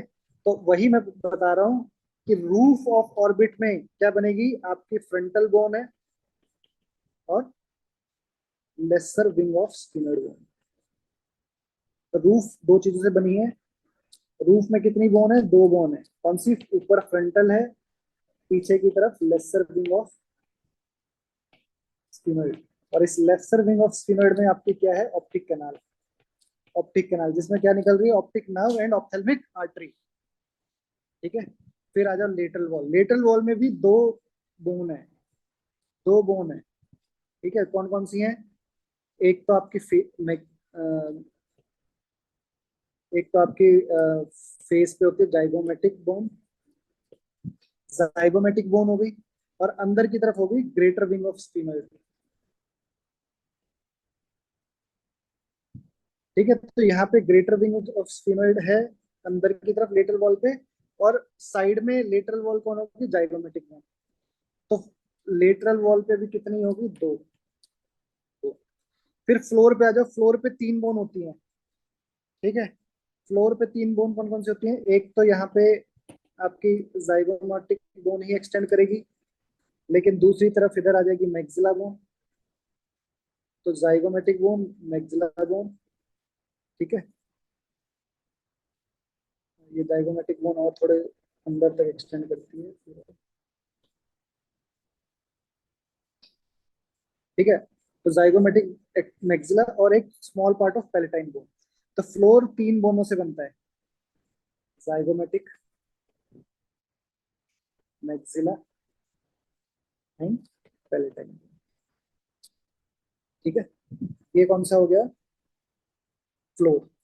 फिर आती है मीडियल वॉल। मीडियल वॉल में आउटर मोस्ट, या यूं बस सबसे फ्रंट साइड में होगा आपका मैक्सिला। मैक्सिला के अंदर आएगी लेक्राइमल बोन, लेक्राइमल। लेक्राइमल के अंदर आएगी इथमोइड बोन, और इथमोइड के अंदर आएगी स्फीनोइड बोन, या आपको बॉडी ऑफ स्फीनोइड। तो बॉडी ऑफ स्फीनोइड कहाँ पे है? मीडियल वॉल पे। तो मीडियल वॉल कितने बोन से बनी है? फोर बोन से। और सीक्वेंस है, सीक्वेंस कैसे? जैसे आपने पढ़ा होगा, ये आपका नोज है, ठीक है। ये लिप है, ये लोअर लिप है। तो ये एक ह्यूमन की थोड़ी सी फोटो बनाई है, ठीक है। तो जब नेजल बोन होती है, नेजल बोन के पीछे आपकी सबसे पहले आएगी मैक्सिला, मैक्सिला के पीछे आएगी लेक्राइमल बोन, लेक्राइमल के बोन के पीछे आएगी इथमोइड बोन, इथमोइड बोन के पीछे आएगी स्फीनोइड बोन। इस तरीके से मीडियल वॉल ऑफ ऑर्बिट बनती है। आगे से पीछे जाएंगे तो एम एल ई, यूएसएमएल ई पढ़ते हो ना, यूएसएमएल ई, तो इसको ऐसे याद कर लो। एस को तो हटा दो, यू को हटा दो, मैक्सिला सबसे आगे, फिर लेक्राइमल, फिर इथमोइड, और फिर लास्ट में एस, स्फीनोइड सबसे पीछे। तो मैक्सिला, लेक्राइमल, इथमोइड और स्फीनोइड सबसे पीछे। तो मीडियल वॉल में ये 4 बोन होती है। अब आपसे पूछा जाए थिनेस्ट वॉल कौन सी है, तो थिनेस्ट वॉल होती है मीडियल वॉल। लेकिन फिर भी ऑर्बिटल फ्रैक्चर जब भी होता है तो सबसे पहले फ्रैक्चर किसका होता है, फ्लोर ऑफ ऑर्बिट का। तो thinnest wall is the medial wall, but fracture of which wall happens more easily, तो हम कहेंगे फ्लोर ऑफ द ऑर्बिट। तो ये ऑर्बिट की वॉल्स होती हैं जिसपे आपको कल को क्वेश्चन पूछ सकते हैं, मैक्सिलोफेशियल ट्रॉमा के लिए भी इंपॉर्टेंट होती है। तो याद रखो, रूफ 2 जगह है, 2 बोनों से बनती है, फ्रंटल बोन से and lesser wing of sphenoid से। लेटरल वॉल भी 2 बोन से है, ग्रेटर विंग ऑफ स्फिनोइड और जाइगोमेटिक से।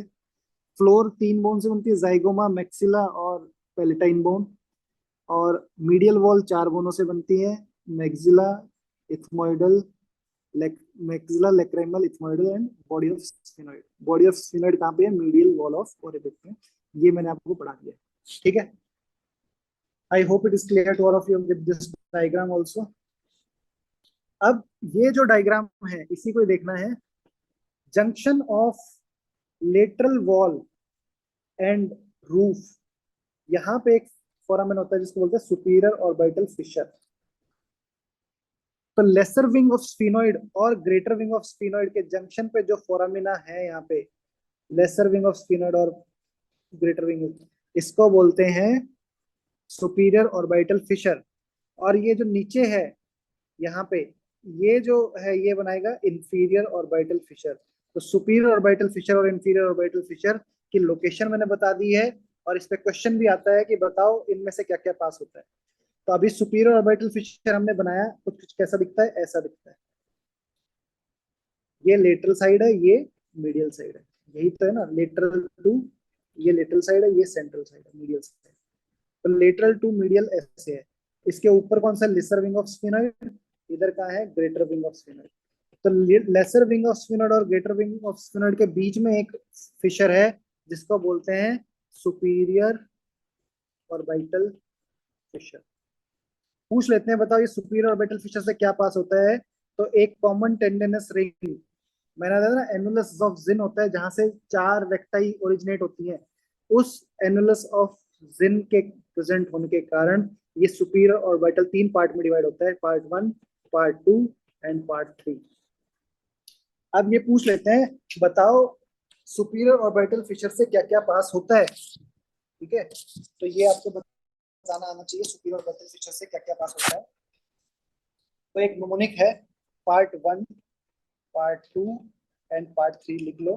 पार्ट, इसको बोलते हैं लेफ्टिनेंट ऑफ नॉर्थ अमेरिका, ऐसे याद करना है, लेफ्टिनेंट ऑफ नॉर्थ अमेरिका। या आप बोलो lieutenant, LFT, O N A बोला था ना मैंने, तो इसको ऐसे कर लो, सोनिया, सोनिया, सोनिया, ऐसे भी बोल सकते हैं, लेफ्टिनेंट ऑफ सोनिया। और ये फिर एक आखिरी में आई आ जाता है, ठीक है। तो क्या होता है ये, फर्स्ट पार्ट में L for lacrimal nerve, F for frontal nerve, T for trochlear nerve, S for superior oculomotor, superior division of oculomotor nerve, N for nasociliary nerve, I for inferior sonia, I for inferior division of,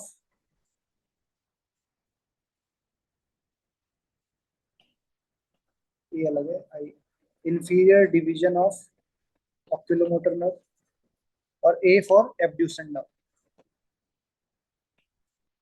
ठीक है। और यहाँ पे जो third part में आई है इसको बोलेंगे inferior ophthalmic when, inferior ophthalmic when. तो सुपीरियर ऑप्थेल्मिक वेन किधर है? यहाँ पे फर्स्ट वाले में ही है सुपीरियर ऑप्थेल्मिक वेन। ठीक है, तो ये तो कंटेंट की बात होगी। अब इसको थोड़ा समझ भी लें। फर्स्ट पार्ट में तीन नर्व हैं, लैक्राइमल, फ्रंटल, ट्रोक्लियर, और एक वेन है जिसका नाम है सुपीरियर ऑप्थेल्मिक वेन। तो आपको ये बात भी समझ में आ गई, कुछ नर्व्स हैं जो पास हो रही है सुपीरियर ऑर्बिटल फीचर से, और ऑप्थेल्मिक वेन भी पास हो रही है। ऑप्थेल्मिक आर्टरी कहाँ से पास हो रही थी? तो मैंने थोड़ी देर पहले बताया था, ऑप्थेल्मिक आर्टरी पास हो रही थी ऑप्टिक कैनाल से, ऑप्टिक नर्व के साथ। ठीक है, तो ये ग्रीन वाला हो गया superior ophthalmic when. Inferior ophthalmic when कहाँ से पास होगी? यहाँ से, इंफीरियर ऑप्थेल्मिक वेन। ये जो कॉमन टेंडिनस रिंग है, जो सेकंड पार्ट है, इसमें सबसे ज्यादा नर्व पास हो रही है, और इसका पूरा नाम है Sonia. Superior division of oculomotor nerve, inferior division of oculomotor nerve. ठीक है, नेजोसिलियरी नर्व, एब्ड्यूसेंट नर्व। ठीक है, तो ये सब कहाँ से आ रहे हैं? सेकंड पार्ट से। अब मैंने एक चीज पहले बताई थी आपको, तो अब आप देखो, ऑक्यूलोमोटर का सुपीरियर और इंफीरियर डिवीजन सेकंड पार्ट से हो रहा है, तो मतलब थर्ड नर्व किधर से पास हो रही है? थर्ड नर्व सेंट्रल टेंडन से हो रही है, या कहो एनुलस ऑफ जिन से पास हो रही है। Fourth nerve which is trochlear nerve, कहां से पास हो रही है? Outside of annulus of Zinn, central tendon के बाहर से पास हो रही है। कहां से हो रही है? वो तो सुपीरियर कंपार्टमेंट से पास हो रही है। फिफ्थ नर्व, फिफ्थ नर्व का एक डिवीजन है, कौन सा? Ophthalmic division. ऑप्थेल्मिक डिवीजन की तीन ब्रांच बताई थी मैंने, फ्रंटल, लैक्राइमल, नेजोसिलियरी। तो इसमें से फ्रंटल और लैक्राइमल तो पार्ट कहां से जा रही है? First part of superior orbital feature. और नेजोसिलियरी कहां से जा रही है? सेकंड पार्ट से जा रही है, या फिर यूं कहो एनुलस ऑफ जिन से जा रही है। सिक्स्थ नर्व जो कि एब्ड्यूसेंट नर्व है, ये कहां से जा रही है? ऑब्वियसली ये भी एनुलस ऑफ जिन से जा रही है, सेकंड पार्ट से जा रही है। ठीक है, तो यही हमने पढ़ा ना। अब एक बार आप ये बनाओ कि सुपीरियर ऑर्बिटल फीचर से क्या क्या पास हो रहा है, और ये आपको क्लियर होना चाहिए कि कॉमन टेंडनस रिंग से क्या क्या पास हो रहा है। तो क्वेश्चन आता है, all of the following pass through common tendinous ring except, all of the following pass through common tendinous ring except. तो क्या क्या पास होएगा? सोनिया पास होएगी भाई। ठीक है, ये पास होगी। तो superior division of oculomotor nerve, एन से nasociliary nerve, inferior division of oculomotor nerve and abducent nerve. ये चार नर्व पास होंगी इससे, एनुलस ऑफ जिन से। बाकी सब इसके बाहर पास होगा। तो सुपीरियर ऑर्बिटल फिशर से क्या क्या निकलता है आपने देख लिया। ठीक है, सुपीरियर ऑप्थेल्मिक वेन कहां से निकलेगी? सुपीरियर लेटरल कंपार्टमेंट से। इंफीरियर मीडियल कंपार्टमेंट या थर्ड कंपार्टमेंट से क्या निकलेगी? Inferior ophthalmic when. ऐसे ही एक और फोरामिना जो मैंने नीचे बताया था, inferior orbital Fisher, inferior orbital Fisher. ठीक है, इंफीरियर ऑर्बिटल फिशर कहां पे देखने को मिला था? At the junction of lateral wall, at the junction of lateral wall and floor of the orbit. उस पे क्या था? Inferior orbital Fisher. ठीक है, तो inferior orbital Fisher was at the junction of lateral wall and the floor of the orbit. ठीक है, इससे क्या क्या पास होएगा? तो इसका एक नोमोनिक है जाइन। आपसे पूछ लेंगे इंफीरियर ऑर्बिटल से क्या क्या पास होता है, तो आपको बोलना है जाइन। Z for zygomatic nerve. ठीक है, मैक्सिलरी का ब्रांच होता है। I for infraorbital nerve. Infraorbital nerve is the continuation of maxillary nerve, ठीक है। फिर मैक्सिलरी नर्व तो है ही, तो zygomatic nerve, infraorbital nerve, maxillary nerve.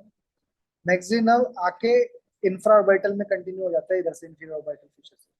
और कुछ एमिसरी वेन होती है, एमिसरी वेन्स, ठीक है। ये एमिसरी वेन क्या करती हैं, ये emissary vein pterygoid plexus and inferior ophthalmic vein, इनके बीच कनेक्शन बनाती है और कैवर्नस साइनस तक लेके जाती है, जिसके कारण इंफीरियर ऑप्थेल्मिक वेन से भी कैवर्नस साइनस में इंफेक्शन पहुंच सकता है थ्रू टेरिगोइड प्लक्सस। सो ये एमिसरी वेन भी इंफीरियर ऑर्बिटल फिशर से निकलती है। तो आपसे पूछा जाए कि बताओ इंफीरियर ऑर्बिटल फिशर से क्या निकलेगा, तो ये चार स्ट्रक्चर हैं जो इंफीरियर ऑर्बिटल फिशर से निकलेंगे। इनके अलावा कुछ भी दे दे वो इंफीरियर ऑर्बिटल फिशर से नहीं निकलेगा, ठीक है। Please write it down. तो मैंने सुपीरियर ऑर्बिटल फिशर पढ़ाया, इंफीरियर ऑर्बिटल फिशर पढ़ाया, और पहले मैंने ऑप्टिक कैनाल पढ़ाई थी। और ऑप्टिक कैनाल से क्या निकल रही थी, optic nerve and ophthalmic artery. तो आपसे पूछा जाए ऑप्थेल्मिक आर्टरी कहाँ से निकल रही है, तो ऑप्टिक कैनाल से निकलेगी। आपसे पूछा जाए ऑप्थेल्मिक नर्व कहाँ से निकल रही है, ऑप्थेल्मिक नर्व क्या है, ophthalmic nerve is the first division of trigeminal nerve, और उसकी भी तीन ब्रांच है, lacrimal, frontal, frontal lacrimal and nasociliary, जो कहाँ से निकल रही है, सुपीरियर ऑर्बिटल फिशर से, जिसमें से लेक्राइमल और फ्रंटल फर्स्ट पार्ट से निकल रही है, सुपीरियर लेटरल पार्ट से निकल रही है, जबकि मिडल पार्ट से निकल रही है नेजोसिलियरी। और ऑप्थेल्मिक वेन कहाँ से निकल रही है, वो भी सुपीरियर ऑर्बिटल फिशर से निकल रही है, एक सुपीरियर ऑप्थेल्मिक वेन है, एक इंफीरियर ऑप्थेल्मिक वेन है, ठीक है। तो इस तरीके से आपको ये कवर करना है, और इसी के साथ आपका ये बेसिक ऑर्बिट के बारे में जो रूफ, फ्लोर और सुपीरियर ऑर्बिटल फिशर से क्या पास होता है वो मैंने कवर कर दिया है। I hope it is clear to all of you. किसी को कोई डाउट है तो पूछो, किसी को कोई डाउट है।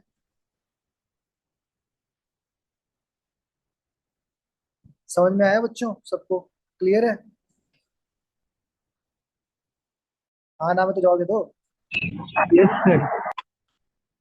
ठीक है, तो 5 से 10 मिनट, अभी हम 4:53 हो गए, 5 बजे तक का ब्रेक लो, मतलब 5 to 6 मिनट का ही ब्रेक है, पानी वानी पी लो, थक गए होगे। इसके बाद हम थोड़ा सा क्लिनिकल एप्लीकेशन करेंगे third, fourth and six nerve की, ठीक है। इसके बाद हमारा third, fourth, six nerve cover हो जाएगा। 5 to 6 मिनट का ब्रेक लो, 5 o'clock we will start again, ठीक है। तो रेस्ट कर लो 5 मिनट, 5 और 6 मिनट का ब्रेक ले लो, then we will start again, okay.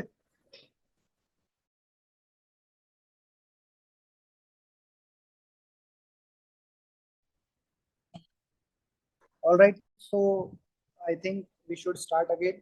एक छोटा सा ब्रेक लेंगे उसके लिए, ठीक है। बच्चों समझ में आ रहा है सब कुछ? जेन्युइनली बताना, समझ में आ रहा है? ऊपर से तो नहीं जा रही ना नेट में?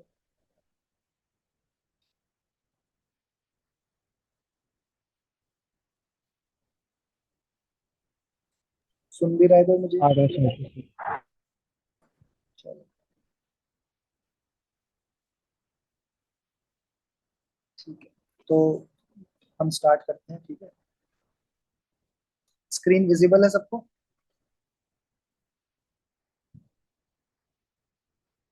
स्क्रीन विजिबल है? Yes sir. ओके, तो अब हम क्या पढ़ेंगे, नाउ नंबर 3, 4, 6।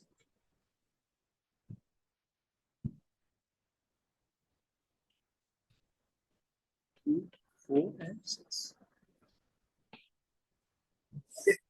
सो सबसे पहले थर्ड नाउ पे बात करते हैं। थर्ड नाउ क्या मैंने बताया था, 3, 4, 6 आर प्योरली मोटर, ठीक है। Third now is also motor now, but इसके दो फंक्शनल कॉलम, दो फंक्शनल कॉलम को बिलोंग करती है। दो फंक्शनल कॉलम क्यों बोला मैंने, क्योंकि इस थर्ड नाउ आपको पता होना चाहिए दो काम करती है। एक तो ये आई की मसल्स को सप्लाई करती है, नो डाउट,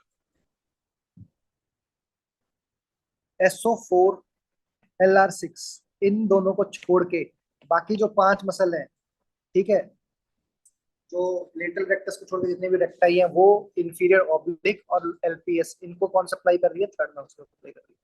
तो जिन मसल्स को ये सप्लाई कर रही है थर्ड नर्व, वो किस किस को सप्लाई कर रही है? Medial rectus, inferior oblique, superior rectus, inferior rectus and levator palpebrae superioris. ये 5 मसल्स को सप्लाई कर रही है। एक चीज तो ये है, ठीक है। दूसरा, ये एक तो इसको क्या बोलोगे आप?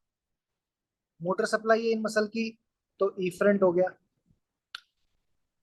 सोमेटिक मसल्स हैं तो सोमेटिक हो गया, जनरल सोमेटिक इफरेंट सप्लाई। लेकिन थर्ड नर्व पैरासिम्पैथेटिक सप्लाई भी करती है, पैरासिम्पैथेटिक सप्लाई। और वो पैरासिम्पैथेटिक सप्लाई किसको करती है? सीलियरिस मसल को। सीलियरिस मसल, एक क्वेश्चन आया था, सीलियरिस मसल किससे डेवलप होती है? तो सीलियरिस मसल्स डेवलप होती है न्यूरल क्रेस्ट सेल से। न्यूरल क्रेस्ट सेल से डेवलप होती है सीलियरिस मसल। और किसको सप्लाई करती है ये सप्लाई करती है स्फिंक्टर प्यूपिले। स्फिंक्टर प्यूपिले इसको भी सप्लाई करती है। तो पैरासिम्पैथेटिक सप्लाई ये है। और पैरासिम्पैथेटिक सप्लाई कौन से न्यूक्लियस से होती है? एडिंगर वेस्टफॉल न्यूक्लियस।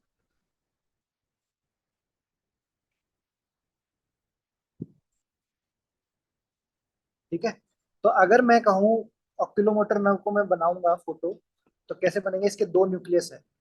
एक न्यूक्लियस है इसका simple motor nucleus of oculomotor nerve, और एक न्यूक्लियस है एडिंगर वेस्टफॉल न्यूक्लियस, और इन दोनों से नर्व निकलती है। ठीक है, तो ये ऑक्यूलोमोटर नर्व ऐसे निकलेगी। ठीक है। और एडिंगर वेस्टफॉल न्यूक्लियस वाली जो है वो जाके किसको सप्लाई करेगी? इंफीरियर ऑब्लिक मसल को सप्लाई, मतलब सप्लाई नहीं कर रही, वहां से पास होती है, फाइबर्स देती है, और फिर वो देगी सीलियरी गैंग्लियन को सप्लाई। सीलियरी गैंग्लियन की pre ganglionic supply. Pre ganglionic supply कौन कर रहा है? ये एडिंगर वेस्टफॉल न्यूक्लियस। तो एडिंगर वेस्टफॉल न्यूक्लियस से जो नर्व्स निकल रही हैं वो सीलियरी गैंग्लियन तक, प्री गैंग्लियोनिक फाइबर जो जा रहे हैं वो किसके थ्रू जा रहे हैं? Oculomotor nerve. सीलियरी गैंग्लियन के बाद जो फाइबर्स निकलते हैं वो निकलते हैं in the form of short ciliary nerve. Short ciliary nerve, ठीक है। सॉरी, मैंने थोड़ा सा उल्टा बोल दिया। ये जो ऑक्यूलोमोटर नर्व यहाँ से निकली है, प्री गैंग्लियन सप्लाई, ये एक नर्व है शॉर्ट सीलियरी नर्व, इसके थ्रू अपने फाइबर सीलियरी गैंग्लियन तक पहुंचाती है। तो short ciliary nerve is branch of what? Third nerve, जो कि प्री गैंग्लियोनिक फाइबर्स लेके जा रही है सीलियरी गैंग्लियन तक। उसके बाद सीलियरी गैंग्लियन से जो फाइबर निकलते हैं वो पोस्ट गैंग्लियोनिक फाइबर निकलते हैं, और वो कहीं ना कहीं ophthalmic division of ophthalmic division किसका? First part of trigeminal nerve, उसकी एक नर्व होती है लॉन्ग सीलियरी नर्व, उसके थ्रू। तो पोस्ट गैंग्लियोनिक फाइबर कौन कैरी करता है? पोस्ट गैंग्लियोनिक फाइबर कैरी करता है लॉन्ग सीलियरी नर्व, जो किसकी ब्रांच है? Ophthalmic division of fifth nerve. और फिर वो स्फिंक्टर प्यूपिले पे जाता है। ठीक है। तो थर्ड नर्व का एडिंगर वेस्टफॉल न्यूक्लियस ये करता है। और जो नॉर्मल मोटर न्यूक्लियस है वहां से जो निकल रही है, ये 2 डिवीजन में डिवाइड होता है, superior division and inferior division. ये दोनों कॉमन टेंडनस रिंग से निकलेंगे। सुपीरियर डिवीजन जाके सप्लाई करेगा सुपीरियर रेक्टाई को और लेविटर पाल्पेब्रस सुपीरियस को। इंफीरियर डिवीजन जाके सप्लाई करेगा बाकी सारी inferior oblique, inferior recti, medial recti, इन सबको सप्लाई करेगा। ठीक है। तो इस तरीके से ऑक्यूलोमोटर नर्व बनी, जिसके 2 फंक्शनल कॉलम है, एक पैरासिम्पैथेटिक कॉलम है which supply ciliaris muscle and sphincter pupillae, और एक सिंपल सा है जो सीधे सप्लाई किसको करेगा? एक्स्ट्रा ऑक्यूलर मसल्स को सप्लाई करेगा। एक सुपीरियर डिवीजन होता है, एक इंफीरियर डिवीजन होता है। सुपीरियर डिवीजन 2 मसल्स को सप्लाई करेगा, इंफीरियर डिवीजन इन 3 मसल्स को सप्लाई करेगा। ठीक है। एक तो ये चीज आपको समझनी होती है, ये तो बेसिक स्ट्रक्चर है। लेकिन ये बेसिक स्ट्रक्चर शुरू कैसे होता है, उसका एक डायग्राम है जो हमें देखना होता है और समझना होता है। मैं कोशिश करूंगा आपको समझाने की, ठीक है। ये ये डायग्राम है ऑक्यूलोमोटर नर्व, आप देखिए, ठीक है। तो ऑक्यूलोमोटर नर्व कौन सी, नर्व नंबर 3, किस लेवल पर निकलती है, सुपीरियर फॉलिकुलस। ये है सुपीरियर फॉलिकुलस, मिड ब्रेन का जो पार्ट है सुपीरियर फॉलिकुलस, वहां पे, ठीक है। अब आप देख रहे हो यहाँ पे ये ऑक्यूलोमोटर नर्व, ये राइट साइड की है, ये लेफ्ट साइड की है, ठीक है। दो फाइबर्स निकल रहे हैं। दो फाइबर क्यों निकल रहे हैं, क्योंकि दो कॉलम है। एक पैरासिम्पेथेटिक वाली कॉलम है जिसको हम बोलते हैं विसरल इफरेंट जनरल विसरल, एक सोमेटिक वाली है जिसको बोलेंगे जीएसई, ठीक है। ये दोनों जा रही हैं सेम साइड, राइट वाला राइट साइड जा रहा है, ठीक है। तो ये यहाँ से निकल रहा है और सुपीरियर कॉलिक्यूल से निकल रहा है, ठीक है। तो ये ब्रेन का पार्ट हो गया। अच्छा, अब ये आगे सप्लाई कैसे करता है वो इंपॉर्टेंट है। ये तो बस मेरा समझाने का मतलब था। अब होता क्या है, डायग्रामेटिकली इसको समझा रहा हूँ मैं आपको।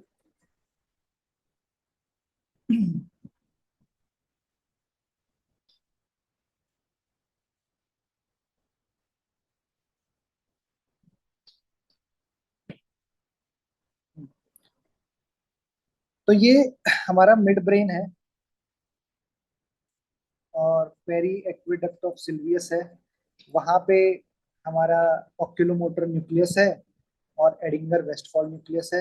यहाँ से हमारी नर्व निकल रही है ऑक्यूलोमोटर, ठीक है। ऑक्यूलोमोटर नर्व जाएगी।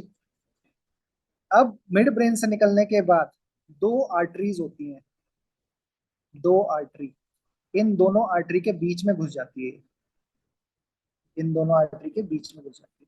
और वो दोनों आर्टरी कौन सी होती हैं, एक होती है posterior, posterior cerebral artery, cerebrum के पीछे की आर्टरी, और एक सेरिबेलम के ऊपर की आर्टरी, तो superior cerebellar artery, superior cerebellar. तो पोस्टीरियर सेरिबेलर आर्टरी और सुपीरियर सेरिबेलर आर्टरी इन दोनों के बीच में से घुस जाती है। उसको पार करने के बाद, इन दोनों आर्टरी के घुसने के बाद, सेंटर में जो हमारी ऑप्टिक कायजमा जहां बनता है जिसको हम बोलते हैं सेला टर्सिका, सेला टर्सिका के साइड में होता है कैवर्नस साइनस, यहाँ पे होता है कैवर्नस साइनस, ठीक है, मिडल क्रेनियल फोसा में। तो ये नर्व यहाँ से निकलने के बाद, इन दोनों आर्टरी के बीच के बाद, इसमें घुस जाती है, किसमें, कैवर्नस साइनस में।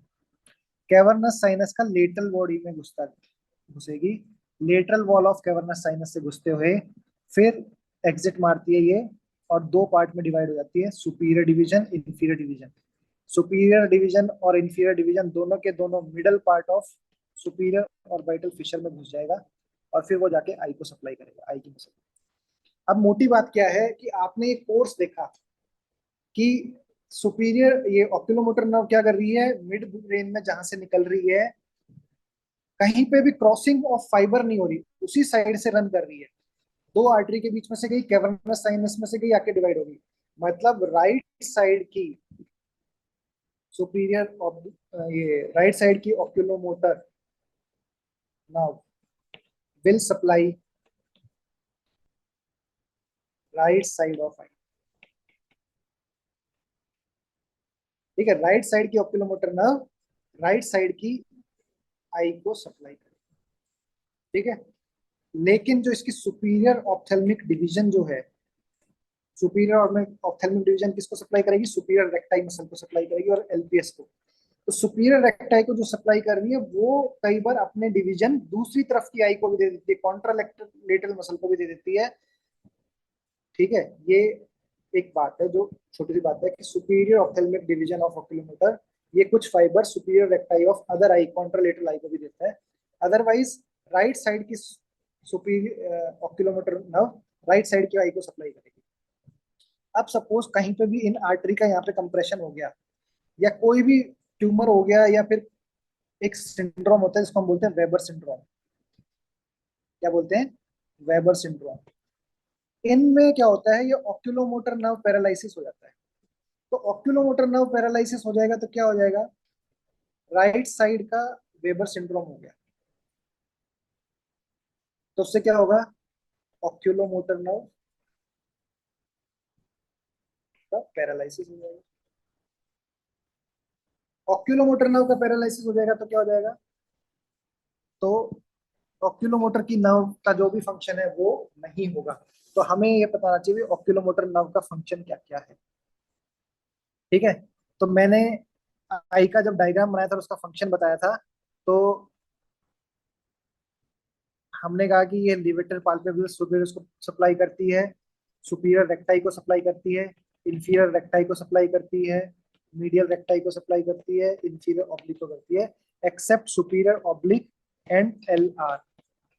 तो इसका मतलब सुपीरियर ऑब्लिक और लेटरल रेक्टस का फंक्शन अनअपोज हो जाएगा। तो हमें सबका फंक्शन नहीं देखना। ऑक्यूलोमोटर गई तो ये सारी नर्व्स गई, ये सारी मसल्स गई, सिर्फ ये दोनों रह जाएंगे, सुपीरियर ऑब्लिक और एलआर। तो सुपीरियर ऑब्लिक यहाँ पे होती है जिसका काम है डाउनवर्ड एंड लेटरल मूवमेंट, और लेटरल रेक्टस का तो काम ही, लेटरल रेक्टस का तो काम ही एबडक्शन है। तो इसका मतलब बाकी सारी मसल्स तो गई, सिर्फ ये दो मसल एक्टिवेट रह जाएंगी, superior oblique and lateral rectus. तो आपकी आई क्या हो जाएगी? Downward and outward. तो ऑक्यूलोमोटर नर्व की इंजरी हो जाएगी तो डाउनवर्ड एंड आउटवर्ड आई देखने को मिलेगी। आपकी आंख लेटरल स्क्विंट मिलेगा आपको, डाउनवर्ड एंड आउटवर्ड आई मिलेगी। ठीक है। सेकंड थिंग मिलेगी टॉसिस। टॉसिस क्यों? क्योंकि लेविटर पाल्पेब्रस सुपीरियस ये भी तो डैमेज हो गई। तो आपकी आईलोड आईलिड ड्रॉप हो जाएगी। आईलिड जब ड्रॉप हो जाती है तो उसको क्या बोलते हैं? टॉसिस। तो टॉसिस हो जाएगा। टॉसिस हो गया, डाउनवर्ड एंड आउटवर्ड मूवमेंट हो गया। सीलियर इसका डैमेज हो गया तो क्या हो जाएगा? फिक्स्ड, फिक्स्ड आई। स्फिंक्चर प्यूपिले भी काम नहीं करेगी। स्फिंक्चर प्यूपिले काम नहीं करेगी तो कंस्ट्रिक्ट नहीं हो पाएगी, तो हम कहेंगे प्यूपिल डायलेट हो जाएंगे, ना कि कंस्ट्रिक्ट नहीं हो पाएंगे। तो डायलेटर प्यूपिले अनअपोज्ड काम करेगी। तो fixed and dilate प्यूपिल, fixed and dilated प्यूपिल, ये सब देखने को मिलेंगे। तो अगर थर्ड नर्व की इंजरी हो जाती है तो हमें क्या क्या देखने को मिलता है? अगर थर्ड नर्व की इंजरी हो जाए तो हमें टॉसिस मिलता है, डायलेटेड प्यूपिल्स देखने को मिलते हैं, डाउनवर्ड एंड आउटवर्ड गेज देखने को मिलता है, लॉस ऑफ अकोमोडेशन रिफ्लेक्स दिखता है, loss of light reflex, loss of accommodation reflex, loss of light, ये सब देखने को मिलेगा थर्ड नर्व की इंजरी पे। प्लीज मेक इट श्योर जो मैंने बताया, right it down.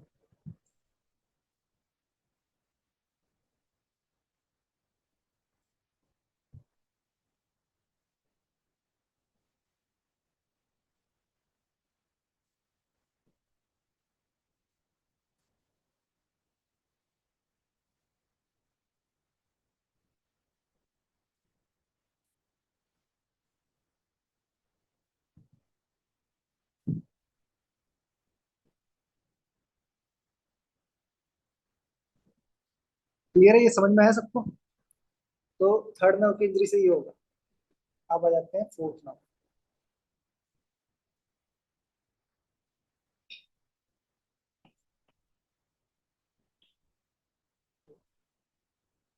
Fourth nerve का नाम है ट्रोक्लियर नर्व। ये किसको सप्लाई करती है? सुपीरियर ऑब्लिक को। सुपीरियर ऑब्लिक का काम क्या है? Downward, outward and intorsion. Downward, outward, intorsion. इसको कॉपिंग मसल भी बोलते हैं।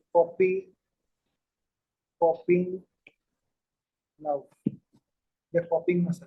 सुपीरियर ऑब्लिक को कॉपिंग मसल बोलते हैं। क्यों? क्योंकि जब आप एग्जाम लिख रहे हो और साइड वाले की बुक में देखना होता है तो आप कैसे देखोगे? थोड़ा टेढ़ा और नीचे की तरफ। तो टेढ़ा और नीचे की तरफ देख रहे हो तो डाउनवर्ड देख रहे हो, आउटवर्ड देख रहे हो, और आईज को इंटॉर्शन हो रहा है तो एक कॉपिंग मसल्स भी बोलते हैं। कॉपिंग, आपसे पूछ ले कि कॉपी करने के लिए कौन सी मसल यूज होती है, तो सुपीरियर ऑब्लिक, और उसको सप्लाई कौन करता है? Trochlear nerve. ये जो ट्रॉक्लियर नर्व है इसके एक्सॉन्स सबसे कम होते हैं, एक्सॉन्स आर मिनिमल, तो इसको बोलते हैं thinnest nerve, thinnest nerve, thinnest nerve, और आप कह सकते हैं इसको स्मॉलेस्ट नर्व। लेकिन जब मैं ये स्मॉलेस्ट यूज कर रहा हूँ तो स्मॉलेस्ट लेंथ में नहीं कह रहा, thinnest and smallest means thinnest and smallest in size. Thickest nerve कौन सी होती है?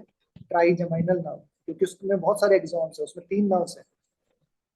लेकिन इसको लार्जेस्ट भी बोलते हैं, लेकिन largest in the sense of size not length.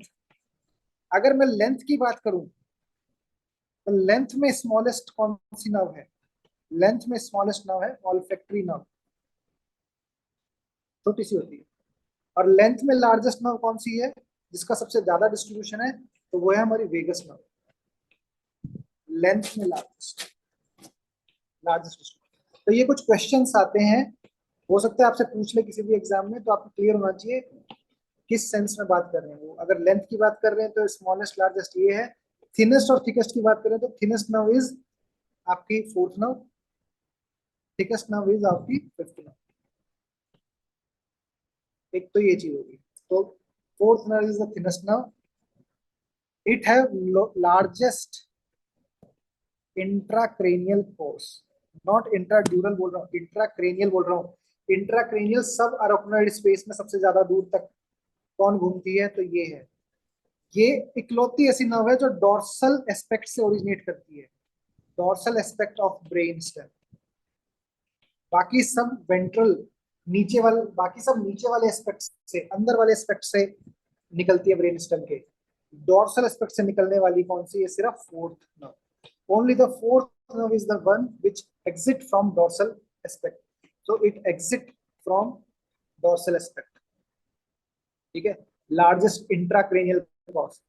लेकिन अगर आपसे पूछा जाए लार्जेस्ट इंट्राड्यूरल फोर्स किसका है? इंट्राड्यूरल मतलब ड्यूरामीटर के अंदर सबसे ज्यादा, ये तो सब अरेक्नोइड स्पेस में है। Largest intradural is sixth nerve, abducent nerve, abducent nerve have largest intradural force. तो ये एमसीक्यूज हैं जो सिंपल से हैं, जो आपसे किसी भी एग्जाम में पूछे जा सकते हैं, प्लीज राइट इट डाउन, ठीक है। तो ये ट्रॉक्लियर नर्व की बात है।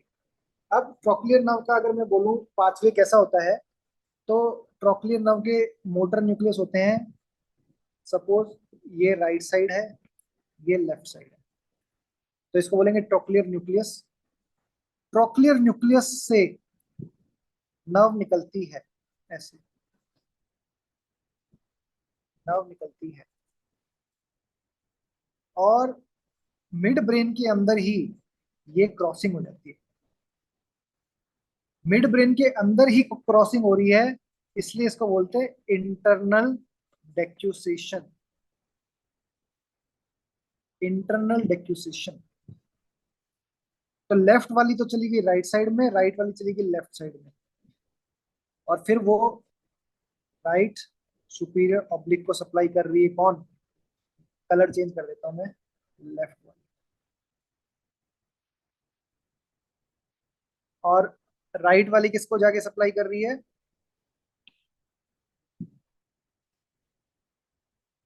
Left superior oblique. तो इंटरनल डेक्यूसेशन किस में देखने को मिल रहा है? फोर्थ नर्व में।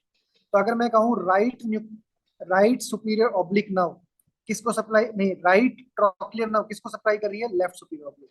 तो हम कहेंगे right trochlear nerve will supply left superior oblique, और यू गए अपोजिट साइड के सुपीरियर ऑब्लिक। तो ये बात सही है? बोले हाँ सही है, ये स्टेटमेंट सही है, क्योंकि अब तक जो क्वेश्चन आए हैं उसमें यही ऑप्शन मिलता है, ये सही है। बट ये पार्शली सही है, करेक्टली सही नहीं है, क्योंकि इसमें इंटरनल डेक्यूसेशन हो रहा है। इंटरनल डेक्यूसेशन मतलब मिड ब्रेन के लेवल पे डेक्यूसेशन चेंज हो गया। तो नर्व तो ब्रेन से निकलने के बाद होती है, उससे ऊपर तो न्यूक्लियस ही होता है। तो बेसिकली असल में जो ये हम ब्रेन से निकलने के बाद इसको नर्व बोल रहे हैं, तो ये राइट साइड की ही मानी जानी चाहिए, नहीं सॉरी, ये राइट साइड की जगह लेफ्ट साइड की मानी जानी चाहिए, क्योंकि वो लेफ्ट साइड की है।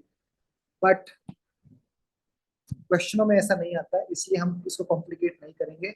हम इसको ऐसे समझेंगे कि राइट साइड के न्यूक्लियस से जो नर्व निकल रही है वो लेफ्ट साइड में जा रही है, तो हम कहेंगे राइट साइड की ट्रॉक्लियर नर्व लेफ्ट साइड की सुपीरियर ऑब्लिक को सप्लाई कर रही है, और लेफ्ट साइड की ट्रॉक्लियर नर्व राइट साइड की सुपीरियर ऑब्लिक को सप्लाई कर रही है। तो जब सुपीरियर ऑब्लिक का डैमेज हो जाएगा या यू कहो ट्रॉक्लियर नर्व का डैमेज हो जाएगा, तो उससे क्या होगा? सुपीरियर ऑब्लिक क्या कर रही है? सुपीरियर ऑब्लिक आई को डाउनवर्ड और आउटवर्ड मूवमेंट करा रही है, साथ में इंटॉर्शन करा रही है। ठीक है, अगर इसका डैमेज हो गया तो क्या होगा? ठीक है,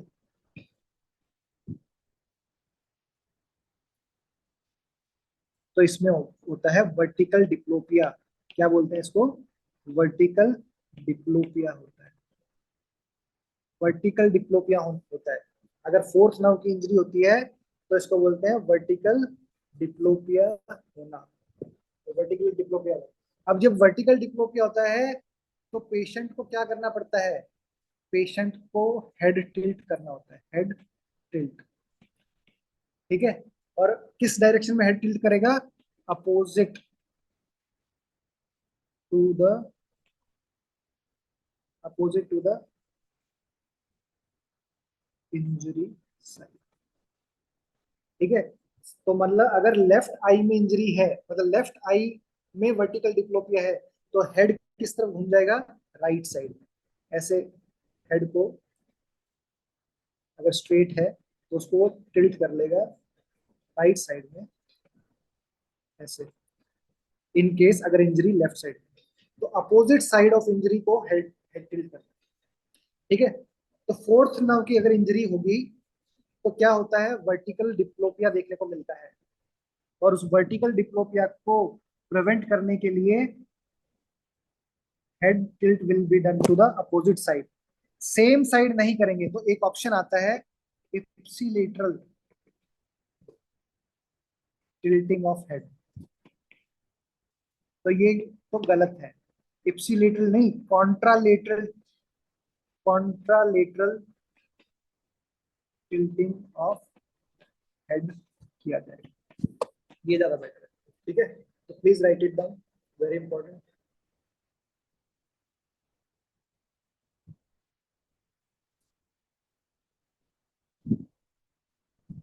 तो होता क्या है?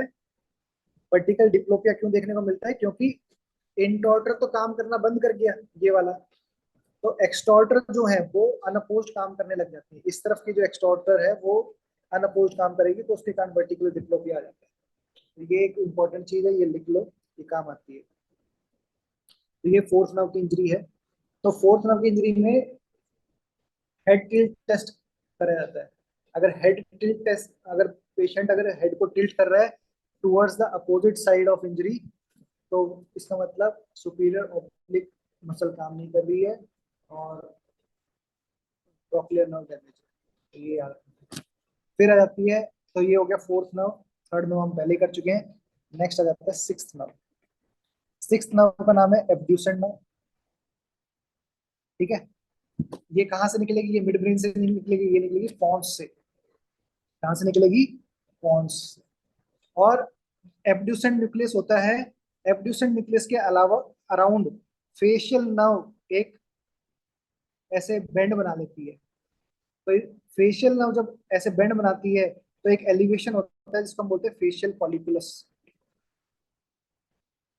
तो फेशियल पॉलिकुलस क्या है? Basically is an elevation due to facial nerve around the abducent nucleus. Abducent nucleus से सीधा सेम साइड की ही मसल को जाके सप्लाई करेगा। और एब्ड्यूसेंट किसको सप्लाई कर रही है? Lateral rectus muscle. Lateral rectus muscle का काम क्या है?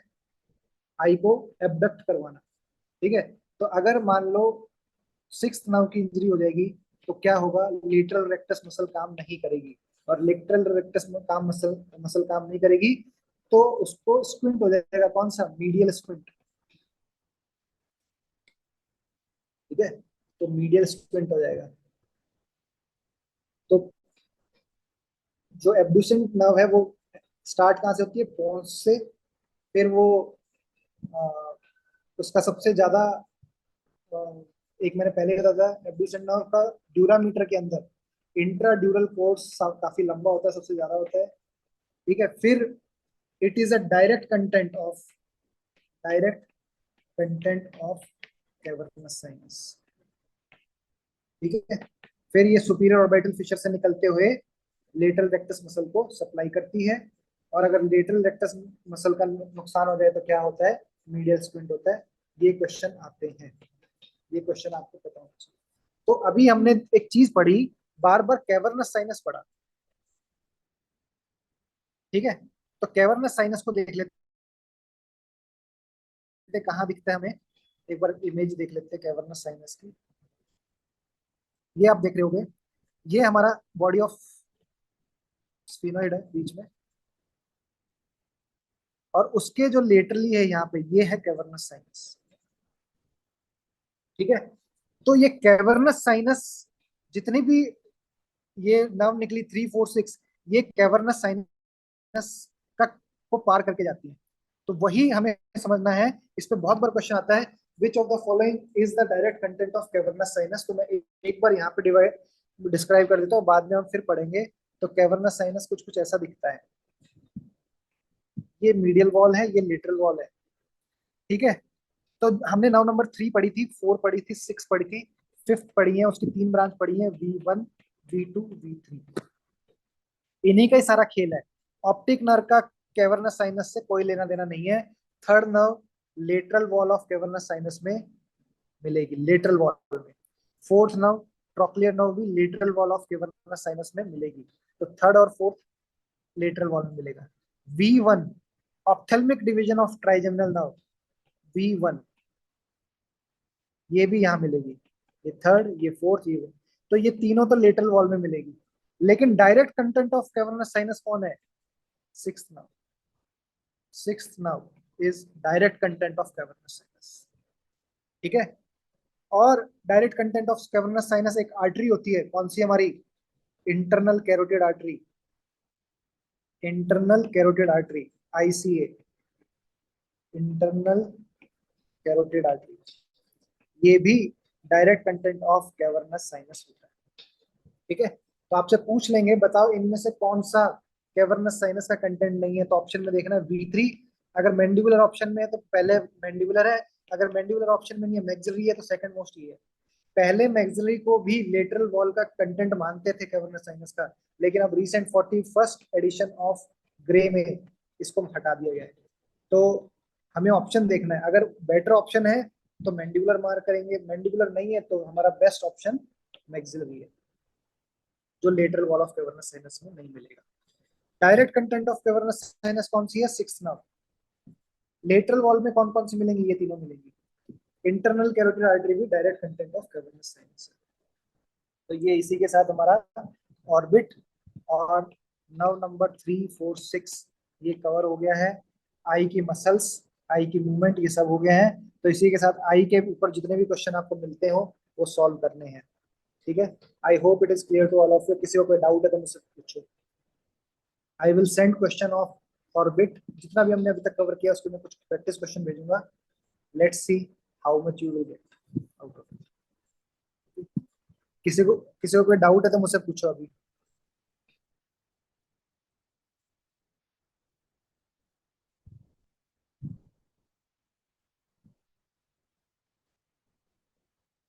कोई डाउट है बच्चों, वरना मैं फिर क्वेश्चन पूछूंगा। तो ट्रॉक्लियर नर्व किस लेवल पे निकलती है बताना जरा। ट्रॉक्लियर नर्व कहाँ निकलेगी बताओ जरा।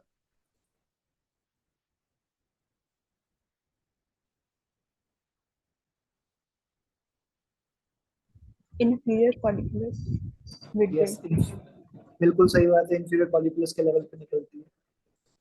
डेक्यूसेशन कौन सी नर्व में देखने को मिलेगा, डेक्यूसेशन क्रॉसिंग ऑफ कहाँ मिलेगा, सिर्फ और सिर्फ ट्रॉक्लियर में देखने को। ठीक है, तो अब मैं एक क्वेश्चन पूछता हूँ आपसे।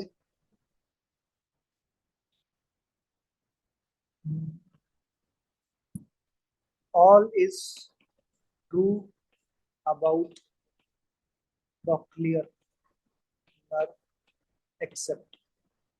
ठीक है, ट्रॉक्लियर नर्व का बताना है।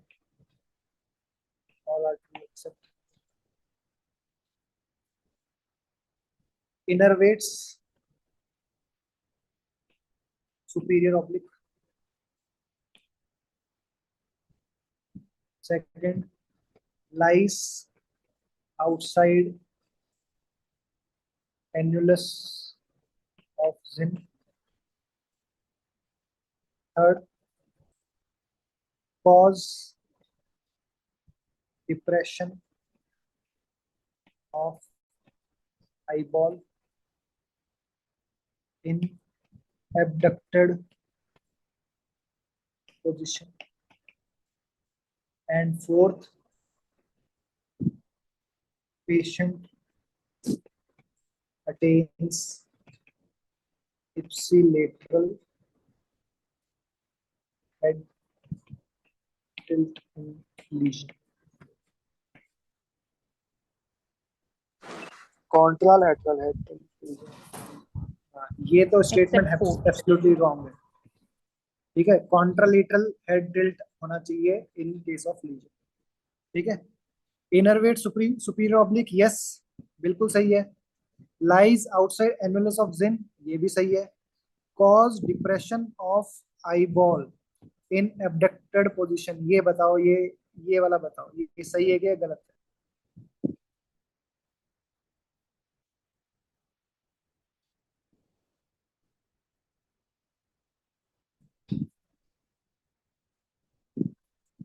तो इस बताओ, मैंने नोट्स में लिखवाया, बताओ सही है कि गलत है?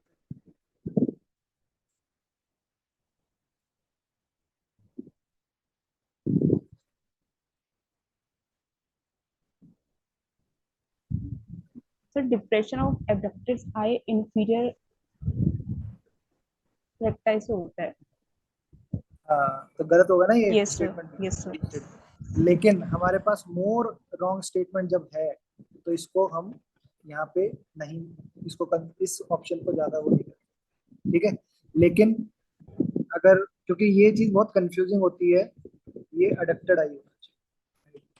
ठीक है, तो यहाँ पे आंसर ये देते हैं, लेकिन ये थर्ड नंबर स्टेटमेंट भी रॉन्ग है इसमें. ठीक है, next question.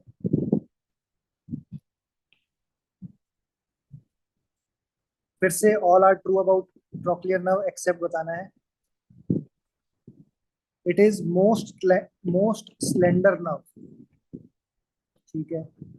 Second, innervates contralateral superior oblique. Third, shows internal decussation. Fourth, it have longest intradural roots. अब बताओ रॉन्ग स्टेटमेंट कौन सा है? फोर्थ रॉन्ग है. हाँ, intracranial course is the longest, intradural longest किसका है? Sixth number. ठीक है, तो इस तरीके से क्वेश्चन आते हैं जो आपको आंसर करने होते हैं. ठीक है,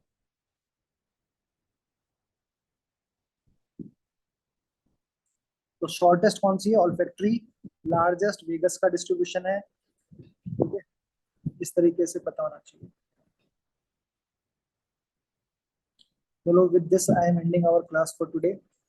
किसी को कोई डाउट है तो पूछ लो. ठीक है, कल आपका पीडो का है, ऑफलाइन क्लास पीडो की है. ठीक है, अच्छे से अटेंड करना. और इवनिंग में अगर मेरे को टाइम लगा तो कल मैं आगे की नर्व नंबर 5, कल हम ट्राइजेमिनल नर्व पूरी पढ़ेंगे. अगर कल या तो मैं पढ़ा दूंगा या फिर मैं रिकॉर्डेड लेक्चर भेजूंगा. ठीक है, लेकिन अब अगले एक हफ्ते में पूरा हमें क्रेनियल नर्व कंप्लीट करना है, चाहे एवरीडे क्लास क्यों ना लेनी पड़े. ठीक है, तो क्रेनियल नर्व नंबर 12 तक पहले कवर करेंगे. फिर हम एनाटॉमी को पूरा ऊपर से क्रेनियल कैविटी से लेके नेक तक जाके पढ़ेंगे. ठीक है, तो I am taking one by one step. I hope it is you guys are understanding anatomy in a good way, and I hope keep working hard without thinking कि हमें याद रह रहा है कि नहीं रह रहा. अभी अपने पढ़ो, जो भी नोट्स आप बनाते हो उसको पढ़ना है. अगर आप अपने नोट्स को नहीं पढ़ोगे एग्जाम से पहले तो कोई फायदा नहीं. ठीक है, तो with this I am ending our today's class. पढ़ाई करो अच्छे से. कोई भी डाउट हो तो feel free to ask. Okay.